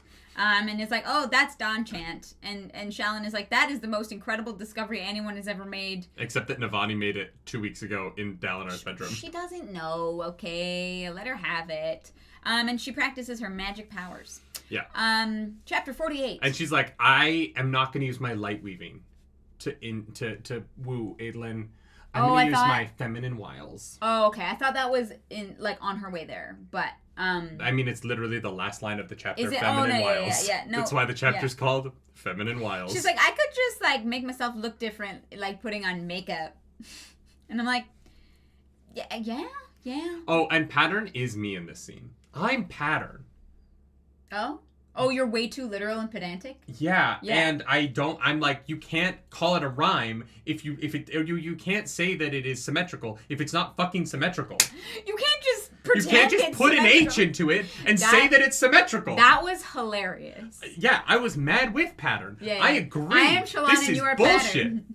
No, we figured it out. I love fucking Sudoku. Uh-huh. Oh my god, I can pick locks. I'm just Pattern. Yeah, I know how to pick a lock. All right, sure. It's simple stuff. I'm not an expert, but I know how to pick a simple lock with a hairpin. Sure. Yeah. All right. Cool. It's just one of those things that when you're 15, you're like, I want to know that, and then you go online and the internet is new and you have access. Well, but all the house locks were just the hole, and you stick it in the hole. As long as you press the right point, it unlocks. The hole? Yeah, the knobs with the hole inside. You stick the hairpin in, and you just press it, and then it. What the fuck are you talking about? They're round knobs that have the teeny little hole in the middle. It's like this big. What? Yeah. You've never had those doorknobs in your house before? No, not with a bobby pin. I can pick with a hairpin. I can't pick with a bobby pin. Yeah, just something long and thin and straight. You just poke it in there and it goes click. Yeah, see? Thank you. I don't know what you mean by a hole in the doorknob. You know the knobs that you push in and twist to lock? You can unlock those from the other side by sticking something through the hole. Oh, like a bathroom door. Yeah. You said the houses, and I was like, what front door to a house has a fucking... No, sorry. Yeah, inside houses. You said houses with these locks, and I was like, I've never seen a house with this lock. No, that is fair, actually. That is absolutely fair. Omnicore says it's a design flaw in old lock design. No, it's not a design flaw. It's for if you have kids. Yeah. It's so that if your kids lock themselves in the bathroom, there's a way to get into it. Yeah. Yeah. Yeah. Yeah, that's not a flaw. That's very, very intentional. Yeah, that's the only lock I've ever picked. So I don't think it counts. It's not picking. You're just poking.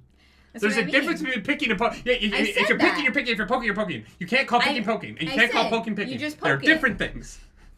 Oh my god. I see the issue. Nerdy's long and thin, but he's not straight. Yes. Well played, Carrion. Correct. You are correct. Yeah. Anyways, yeah, you are patterned. That is correct. We get to chapter 48. No more weakness. Shallan and her brothers are hanging out in the gardens. And Wickham gives her a bag of poison that he was going to take and is like, here, you have this. This fucked me up. Yeah. When he's like, I've decided not to kill myself. Oh my god. Yeah. Yeah, this cut a little too close to home. I've definitely been in that situation where I was like, just give me the razor blade. Yeah. And then put it in my hand, and I'd be like, it's gonna be okay. Yeah. Like this was fucked. Yeah, it was. This is how she kills her dad, though, right? Rough. I'm assuming so because it feels like it is very important. Like, and we don't see her get rid of it, right? Yeah. Yeah. Much like the bones of Tin and her guys. Right? We'll see. Yeah, we'll see. I think that they're going to be back-to-back chapters. The bones are going to come back, and the poison's going to come back-to-back. Interesting. Okay. Yeah, so anyways, her other brother, Jushu, is there because he is in too much debt, and he's going to be taken away as a slave, basically. And her dad doesn't do anything about it, and so... Or dad can't. Oh, well... No, he doesn't have... No, like... Shallan has like been in the books a little bit, knows that there's problems. But when she goes into her dad's study and she's looking at them, she's like, she sees that it's so bad. Yeah. But like he couldn't even, because it's what, like 100 emerald bromes? Yeah. Which is a shit ton of money. That's like $1 million. Maybe? It feels like an exorbitant amount. I was about to say they pay it off with half of, so like 6 knives and 2 necklaces would pay it off. So I don't know that it's $1 million, but they're really expensive knives. Okay. They're expensive knives, but they're not $150,000 knives. They might be. They might be. They might be. They actually might be. But like with how many gemstones are in the world, like would you put gemstones? I don't know. I don't know. Anyways, yeah, so Shallan gets her brothers to give their daggers. She's secretly a Contra and will use Tin's bones. That's good.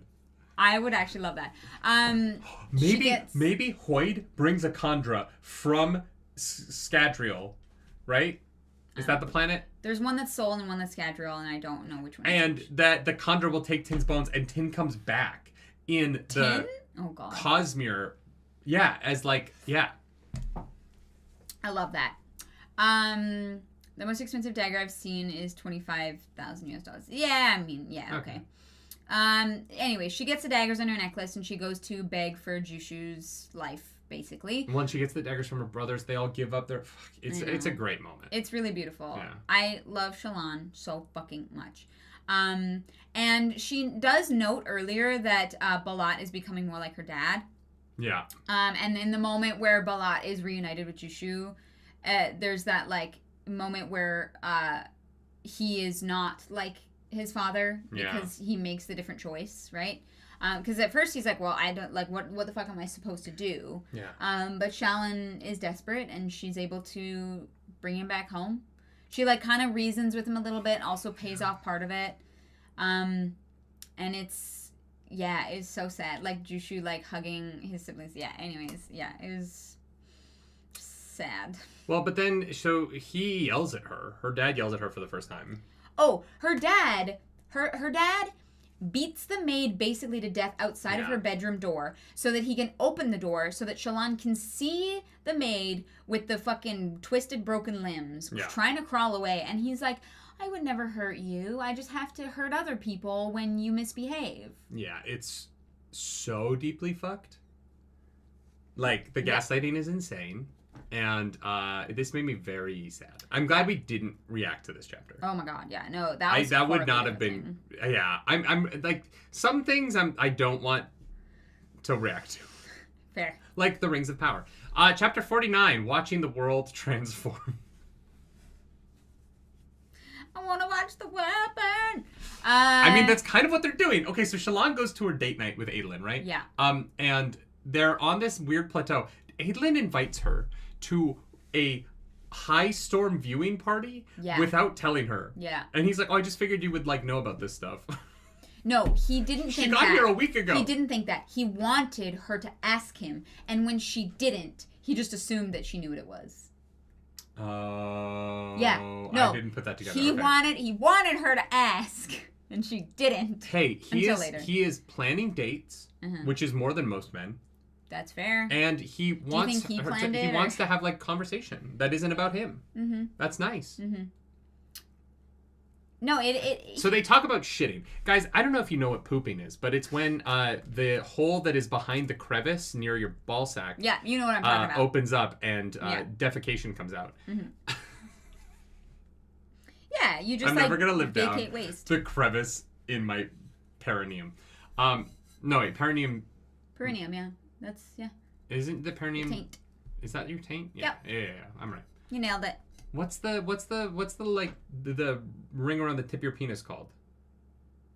That has a name that's like perineum, but it's I don't know. Someone in our chat. Kaladin would know, as a surgeon. Thank you for this award. Yeah, I have the worst podcast, the frenulum. That's what it is. What? Yeah. I'm not surprised that Rob Ross knows that.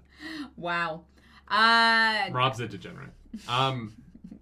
I don't think anyone here cannot be a degenerate based on how this fucking podcast goes.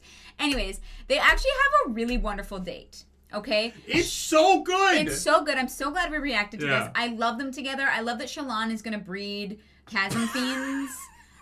Because they are like harvesting the chasm fiend gems. Well, no, but it's such a legitimate question, right? She's like, yeah, so there's less of them, right? Like their population is dwindling, and he's like, oh, it's probably just the season, and she's like, yeah, sure, you dumbass. I also love that Adolin like pretends to be a little bit dumber than he is, but then isn't. It's like, no, I actually follow along well enough. I just, you know, people see me in a certain way. Well, but I'm glad the book brings up that they're killing so many of these giant creatures, because it's like fucking how. Yeah. Right? You were like, oh, there's an ocean underneath the Shattered Plains. Well, I thought about it. Like, maybe there's like because there's like underground lakes all over the world, right? Yeah. Like, there's a massive one in Africa. And so if there is this like massive underground space, Urithiru might be there. Right? They might have to do a little like journey to the center of the earth, call Brendan Fraser. I thought it would be in the sky, but that makes sense. So basically, this world is just Tears of the Kingdom. The fabrials are all the fucking Zoan technology. Nintendo copied Brandon Sanderson. A little bit. The depths are the chasms. Brandy should sue, yeah. James Ross, thank you for super chat. Don't lob factual statements at me as if they're insults. Fair. You're a degenerate. Appreciate that super chat. I didn't mean it as an insult. I just said you are a degenerate. Mm-hmm. Nothing insulting about that. I'm a degenerate. I just said that my writing down my sex life would be longer than the Stormlight archive. Clearly, you're in good company. Yeah. No, I love all this. I love that Shay... I love the poop joke. It's so good. Yeah. I love that Adolin is, like, trying to be proper, realizes that he doesn't need to be with her, and, like, backs off of it a little bit. Yeah, is more at ease. Is more himself. Oh my god, the alerts have been off all day. I'm sorry, guys. They went off during a reaction, so they haven't been on today. But Blue, thank you for subscribing for a full year in a row over on Twitch. Blue, thank you so much. Thank you for subscribing on Twitch. I will be putting that money towards our tax bill. Yep. There we go. Oh, now they're all going to play from the whole day. Well, no, actually, I think that was just the most recent one.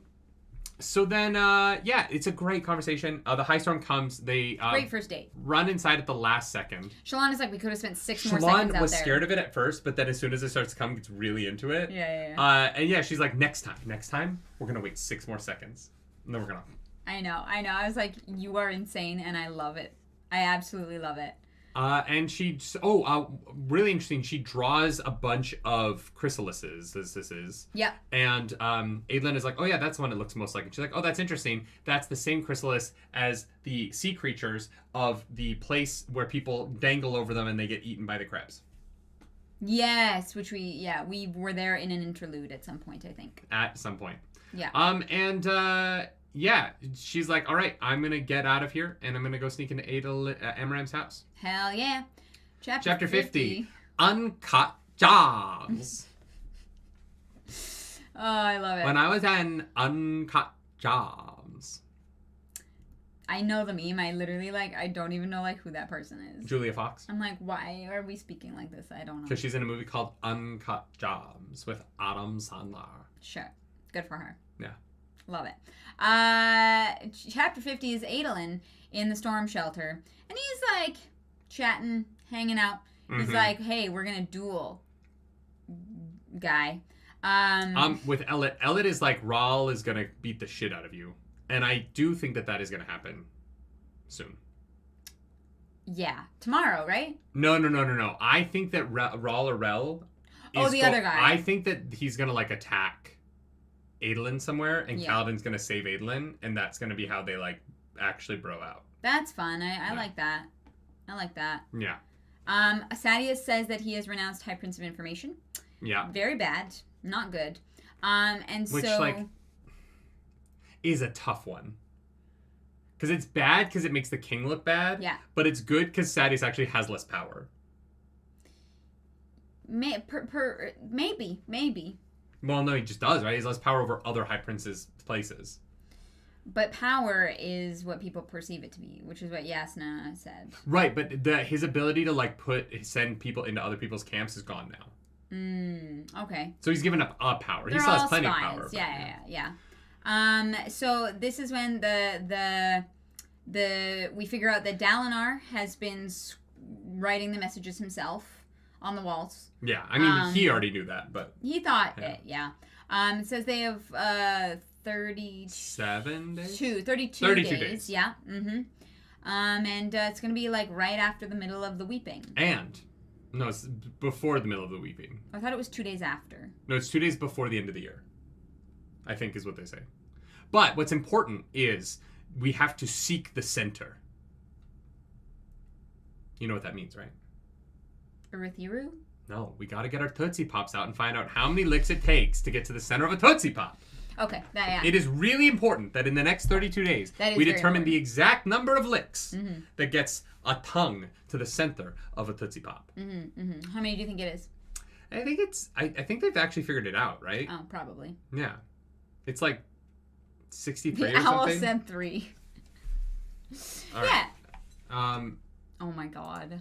How many 157.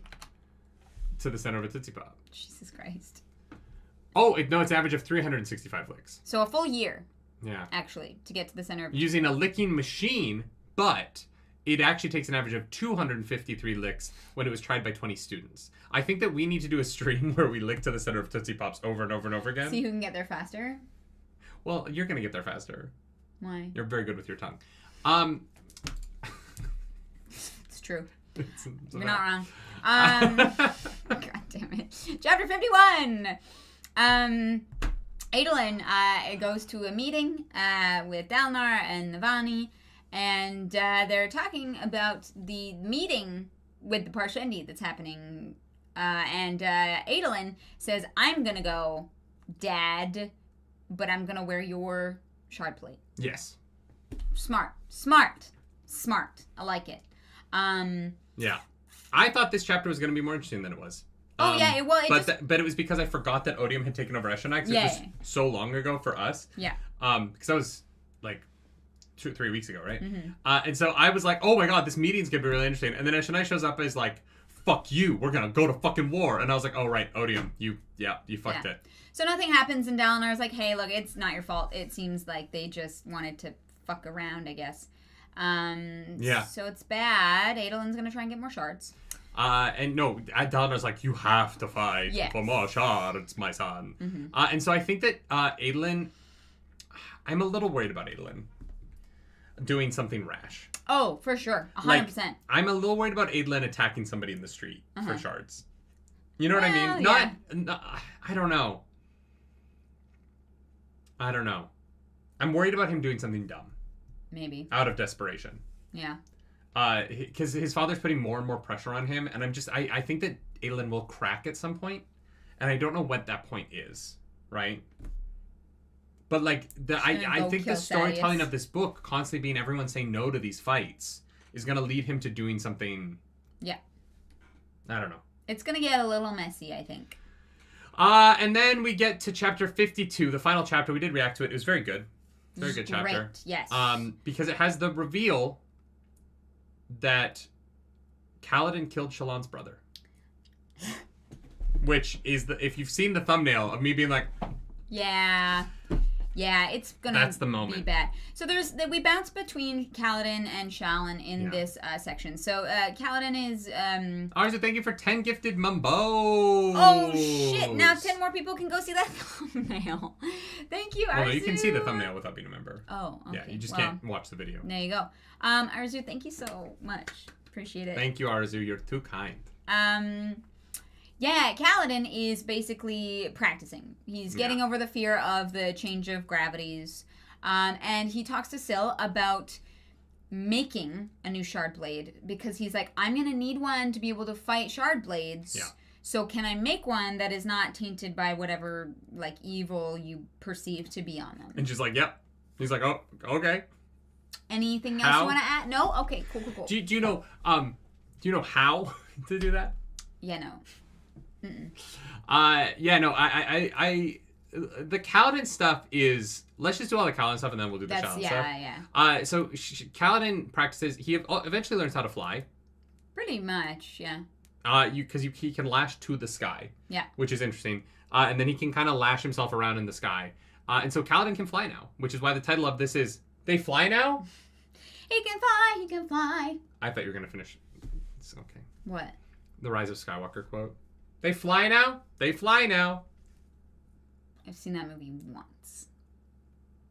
We've had multiple titles on this channel referencing that quote. I've never noticed. Because I would need to read the titles of the videos. You do good work, babe, and I trust you to do it. Linus, thank you for that super chat. I can only quote Nerdy. Halloran has to be working with Sudan because who else do we know in Alethkar? Forgot about a certain spearman 3 years ago. Halloran has to be working with Asudan. Who's Asudan? Oh, no, the queen. Right? Yep. Okay, right. Yeah. No, definitely forgot about that. I would like to accept the award for the worst book club podcast ever made. The names are a lot, okay? Fuck off. Yeah, oopsie.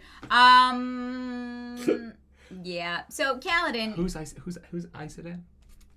I was like, is this a Wheel of Time crossover? I was very confused. Oh my god. Yeah. Clark doesn't even read the book chapter titles. You thought she looked at yours. That's true. That's so funny. That's so good. Yeah, exactly. Oh. Yeah, anyways, Kaladin basically, like, goes back and we learn Shin's real name is Rlain. Well, no, but first he, like, almost goes to go kill Amaram. And then he stops. That's fair. And he, like, we have this really, like, ongoing conversation with Syl about how, like, wouldn't it be right for me to protect my people by killing him? And she is not on board with that. Mm-hmm. I am, but she's not. And I do wonder, like, I wonder what's going to have to happen for Syl to be okay with him killing Amaram. Because I'm assuming that he does. I don't know. Yeah, I don't know either. Maybe Shallan does. I feel like Cal's going to have to do some violence by the end of the series, and Syl's going to have to, like, get off his back about it a little bit.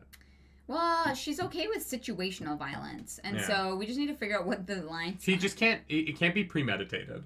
Yeah. It always has to be in the moment. Kind of. Yeah, but he doesn't do it. The flying stuff is really cool. It's hard to talk about, like, him. He runs up the wall, he falls on the wall. He runs up the wall, he falls on the wall. But it's like, really cool. It is an incredible and Michael Kramer's presentation of it in the audiobook is incredible. Yeah. I really enjoyed the chapter a lot. Yeah, but Rlain gives his spear back to Kaladin. Yeah. Shares his real name and says he has to leave and that Kaladin is a good man because spy. I told you. He's a spy. And he's being called back. It just kind of sucks because I was hoping that there would be some characters as we went through the story that we could, like, be with. Relate to. And Rlain leaving, I get it. Like, I get where the story's going. I'm gonna miss him. I thought he was he was a really interesting character. Is all I'm saying. I agree for sure. I hope he comes back, but in a different way.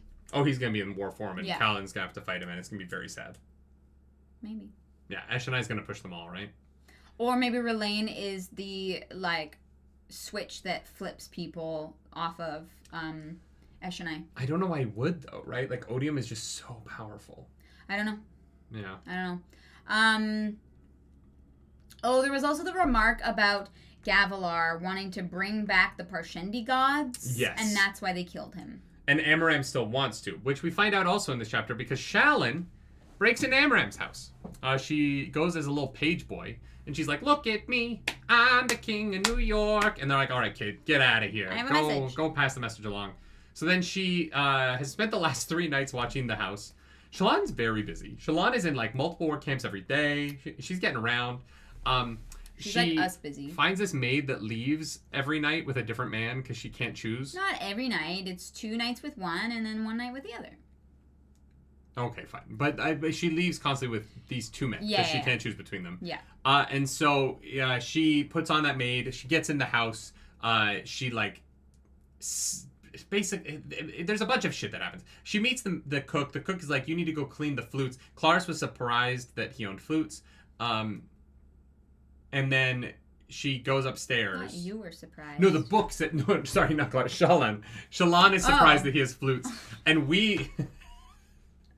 I can't tell you and her apart anymore. Guys, I am Shallan. No, Shallan is surprised that Amaram owns flutes. Yeah. Which feels like a really weird thing to be surprised about. Because I think it's like music is a womanly art, right? It's a woman's art, like reading. But I don't know. What? Isn't that it?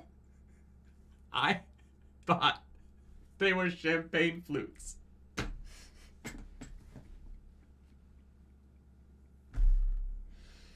I was like, why would it be weird? Go clean the dishware. The whole audiobook reaction, I was like, why would it be weird to own flutes? Because She's like, do you know how to clean flutes? This whole time, I thought we were talking about champagne flutes. Oh my god. Why would someone own multiple flutes? Because they like music. But why would you own multiple? You only need 1 flute. No. 1 flute is more than enough in any band. You can have different sizes of flute. one might be a piccolo. You don't know. That whole reaction, we were talking about it, and I was like, what's weird about owning flutes? Oh my god. So you thought she told the maid to go do the dishes upstairs? Yes. I thought they were like the nice fine china flutes. Oh my god. Arzu, thank you for that super chat. I love that Amaram is invested in who his maid picks. Oh, yeah. You need to choose one of these boys. I promised your father. Yeah, no. No. Wow. Yeah. Yeah. Yeah. No, that one is on you. Omniocre says, "Nerdy, you're an alcoholic." That might now be true. Yeah. Anyways. I was so confused. Why would it be weird to own champagne flutes? Shallan finds out that Amaram has got maps on maps on maps. Is trying to figure out... Well, no, she runs... So Amaram comes home early, and so she has to, like, trick him. So she tells him about herself in her pageboy outfit. So he has to go to the people who let him by as the pageboy. Yeah. It's a really clever ploy in the moment. She's there. She's quick on her feet with her brain, I mean. She thinks... Never mind. I don't know what that was supposed to be. He's trying to predict the high storms, okay? He's trying to do the storm warden writing, which is basically just writing, but like it is very not masculine or something to be a storm warden. It's a controversial thing that could be blackmail to use against him. He might get in trouble for it. It reminded me of, like, you know, when you learn music and different languages in music and you have the phonetic sounds and what they look like. It's what like when you're playing the flute? Yeah, but I can't remember what it's called. Solfege? No. The different vowel sounds each have different, like, symbols and such for how open, forward, and closed they are in the mouth. There's a term for it. We learned it at Mount Royal. Oh, yeah, it's that's what it reminded me of. Oh god, why do I have a degree in this? It's called like there's like it's like phonetics or diacritics maybe. Is that what it is? IPA, that's it. Because I was like, oh, the beer. Yeah. People are saying that I'm confused because of my privilege, but like The flute is not a cheap instrument to play. No, I rented one in school. They're expensive. Yeah, IPA. That's the one. Thank you. I can play the flute, you guys. That's the craziest part of this. You can? I mean, like I played a little bit of it in high school. Oh, I thought you played a little bit of the... I played a little bit of a lot of things. Oh. Yeah. I played the flute for a year. I did like about a year of flute. Okay. Yeah. I did like 6 years of trumpet, 4 years of saxophone, a year of flute, a year of flute and clarinet. Like I tried them. All right. I can make noise with one. I wouldn't be good anymore, but like, I don't remember any of the notes. Yeah, the International Phonetic Alphabet is what I think. Yeah. That's what the Storm Warden speak reminded me of, because they don't have like words for certain things, and so they make up like phonetically kind of what it sounds like. This chapter gets into so exactly the problem with saying that glyphs aren't reading. Yeah, she's like, they put the glyphs in order and it means something, and I'm like, yeah, that's because you're fucking reading. Yeah. No, it's exactly what you said. Yeah. So very interesting. Very interesting that the high storms matter, because maybe he's looking for the Everstorm ? I don't know.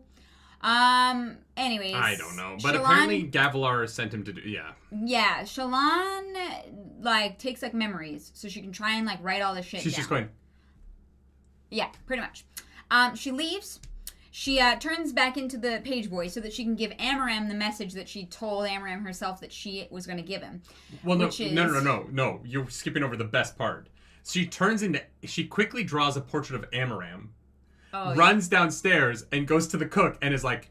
Never speak of this again. You sent the maid upstairs to clean my flute?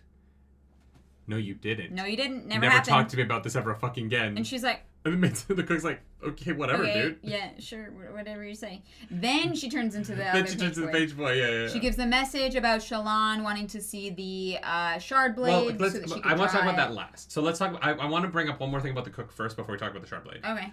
The cook. The reason why she tells the cook this is that she realizes that she likes spying, and she wants to not get, like, she wants the Ghostbloods to trust her. And so her idea is, if Amaram's hackles get raised, she ends up in a bad position with the Ghostbloods, or the Ghostbloods up. So it is in her, like, effort to do the best job possible. She's trying to make sure that nobody finds out that it happened. Yeah. Sorry. Now she's very good at, like, covering her tracks and leaving, like, and being undetected. And so she's in order natural at this. For Amaram to not get any suspicions, he's walking back with the guard that she talked to originally, and so she's sitting on the front stoop as the page boy and delivers a message saying that Shallan wants to see the shard blade. Yeah, and he summons the shard blade, and Shallan is like, oh, that used to be my brother's shard blade. Yeah. Amaram's like, I don't know where I got it from. An assassin tried to kill me. He had red hair. Which means that Shallan doesn't have her brother's shard blade. So she has another shard blade. Yeah. And so she, like most people, thinks that Amaram killed her brother, which makes her hate Amaram. We know the truth, though, which is that Kaladin killed her brother. It's gonna be rough. So it's kind of like the boots are fair now. You know what I mean? Like, you take my brother, I take your boots. He did kill her brother. So it's just kind of like, you know, in the grand scheme of things, it's not as bad that she took his boots now, because he did kill her brother. Yeah, sure. Yeah. But why did her brother want to stop Amaram? Because her brother is a Ghostblood. No, the Ghostbloods don't want to bring the Voidbringers back. The Ghostbloods are a different team. I don't know. Oh, wait, no, the Ghostbloods don't want to bring the Voidbringers back. Wait, no, yeah, actually, her brother might be... No, because the Ghostbloods are working with her dad, who is not in league with her brother. Well, they may have been on the same team without knowing it. Because there's a lot of people. Yeah, I don't know. I don't know. Anyways, that was fun. It's a good book. It's fantastic. I love Shallan. She's my favorite. I cannot wait to start reading again. Chapter 53, Perfection. What? That's the next chapter. Oh, yeah. I was like, we didn't read that. Nope, but we will. I don't know that I don't know what we're reacting to yet this week. Can mods, can you guys send me the reactions for the week?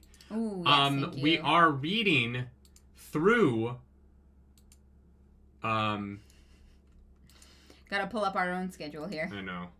We're reading through interlude 66. Chapter 66. Oh, yeah, okay. We're reading through.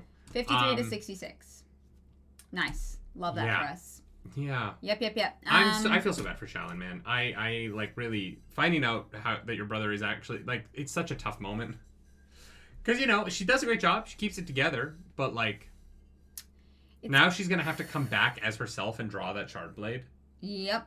Oh, that's gonna be a rough day for her. Yeah. Just sitting there staring at it, Shallan's wondering what happened. very bad, no good day.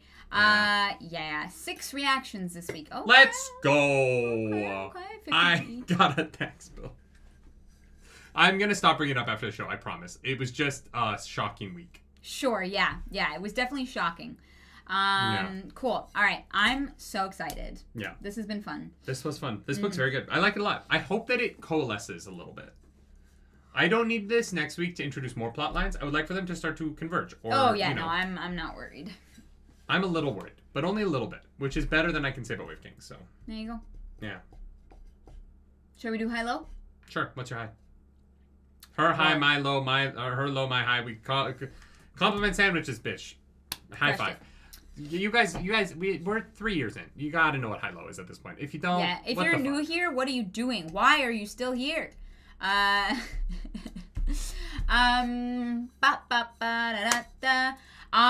doing 55, 56, 57, interlude 9, 59, and 66. The reactions. 55, 56, 57. That's 3 back to back. Hell yeah. My high is just like Shallan doing everything she can for her brothers. Nice. Making the active decision to not just like wallow and like die like in a horrendous situation, and try and make it better for the other people around her was my favorite. I love her. I love her for it, and she's incredible. What's your low? Honestly, the epilepsy conversation just took me out of it a little bit. Gotcha. Okay. I didn't hate it. Like it wasn't like bad. It just there was something about it that just unimmersed me briefly, and it was the only thing this whole week of reading that did. Everything else really drew me further into this world, and I don't know. Maybe it just feels too like modern medicine-y to my brain. Sure. Yeah, that's it. It's a very, very small low. I think the book has been exceptional. Yeah. And so that's the closest thing I have. All right. I was briefly unimmersed by 3 lines of dialogue. Yeah. It's of all the things. My low is just that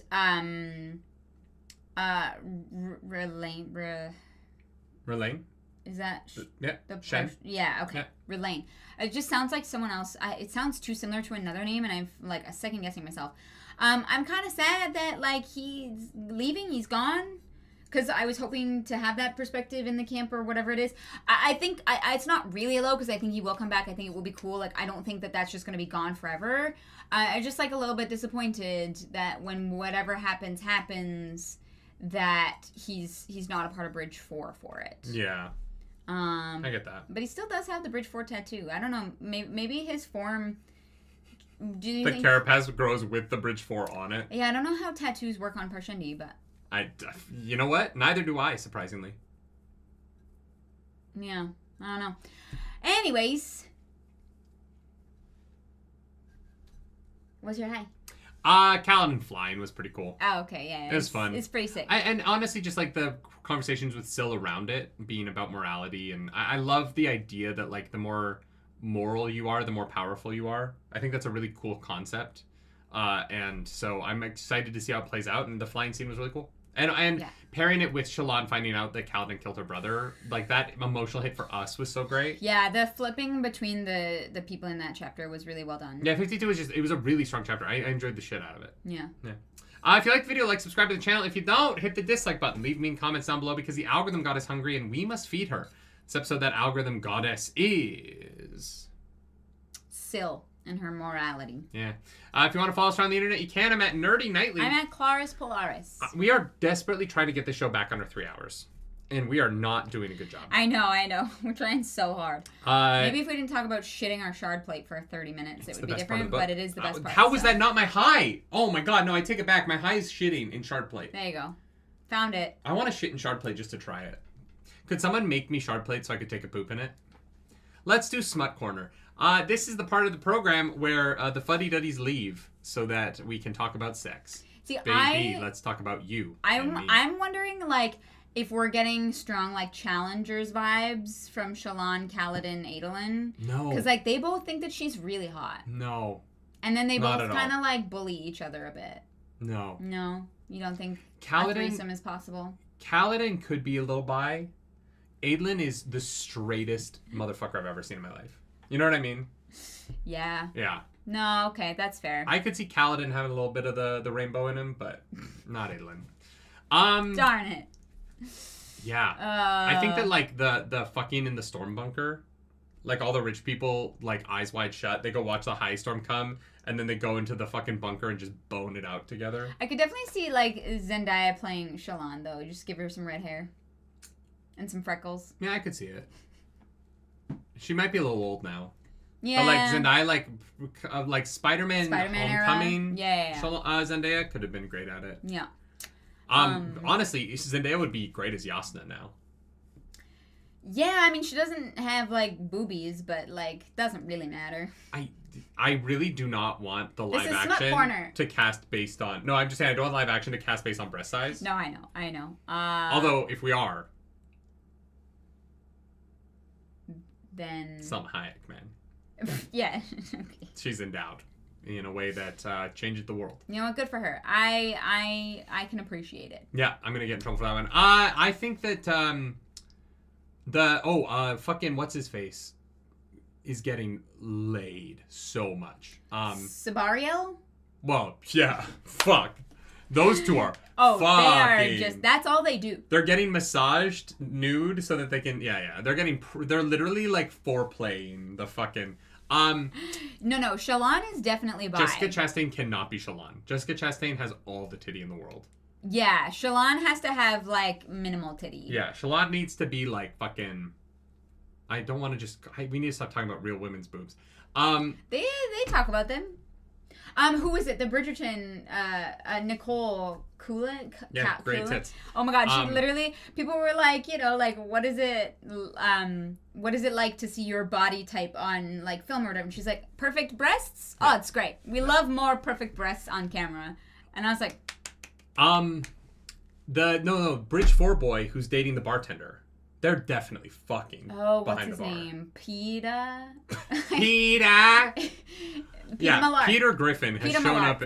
No, it's Peter Malark is getting it at the bar. God damn it. For sure.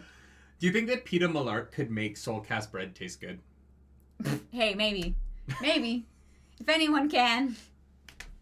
It's that traumatized boy. Anyways, get the fuck out of here. Okay, here's the thing. Uh-huh.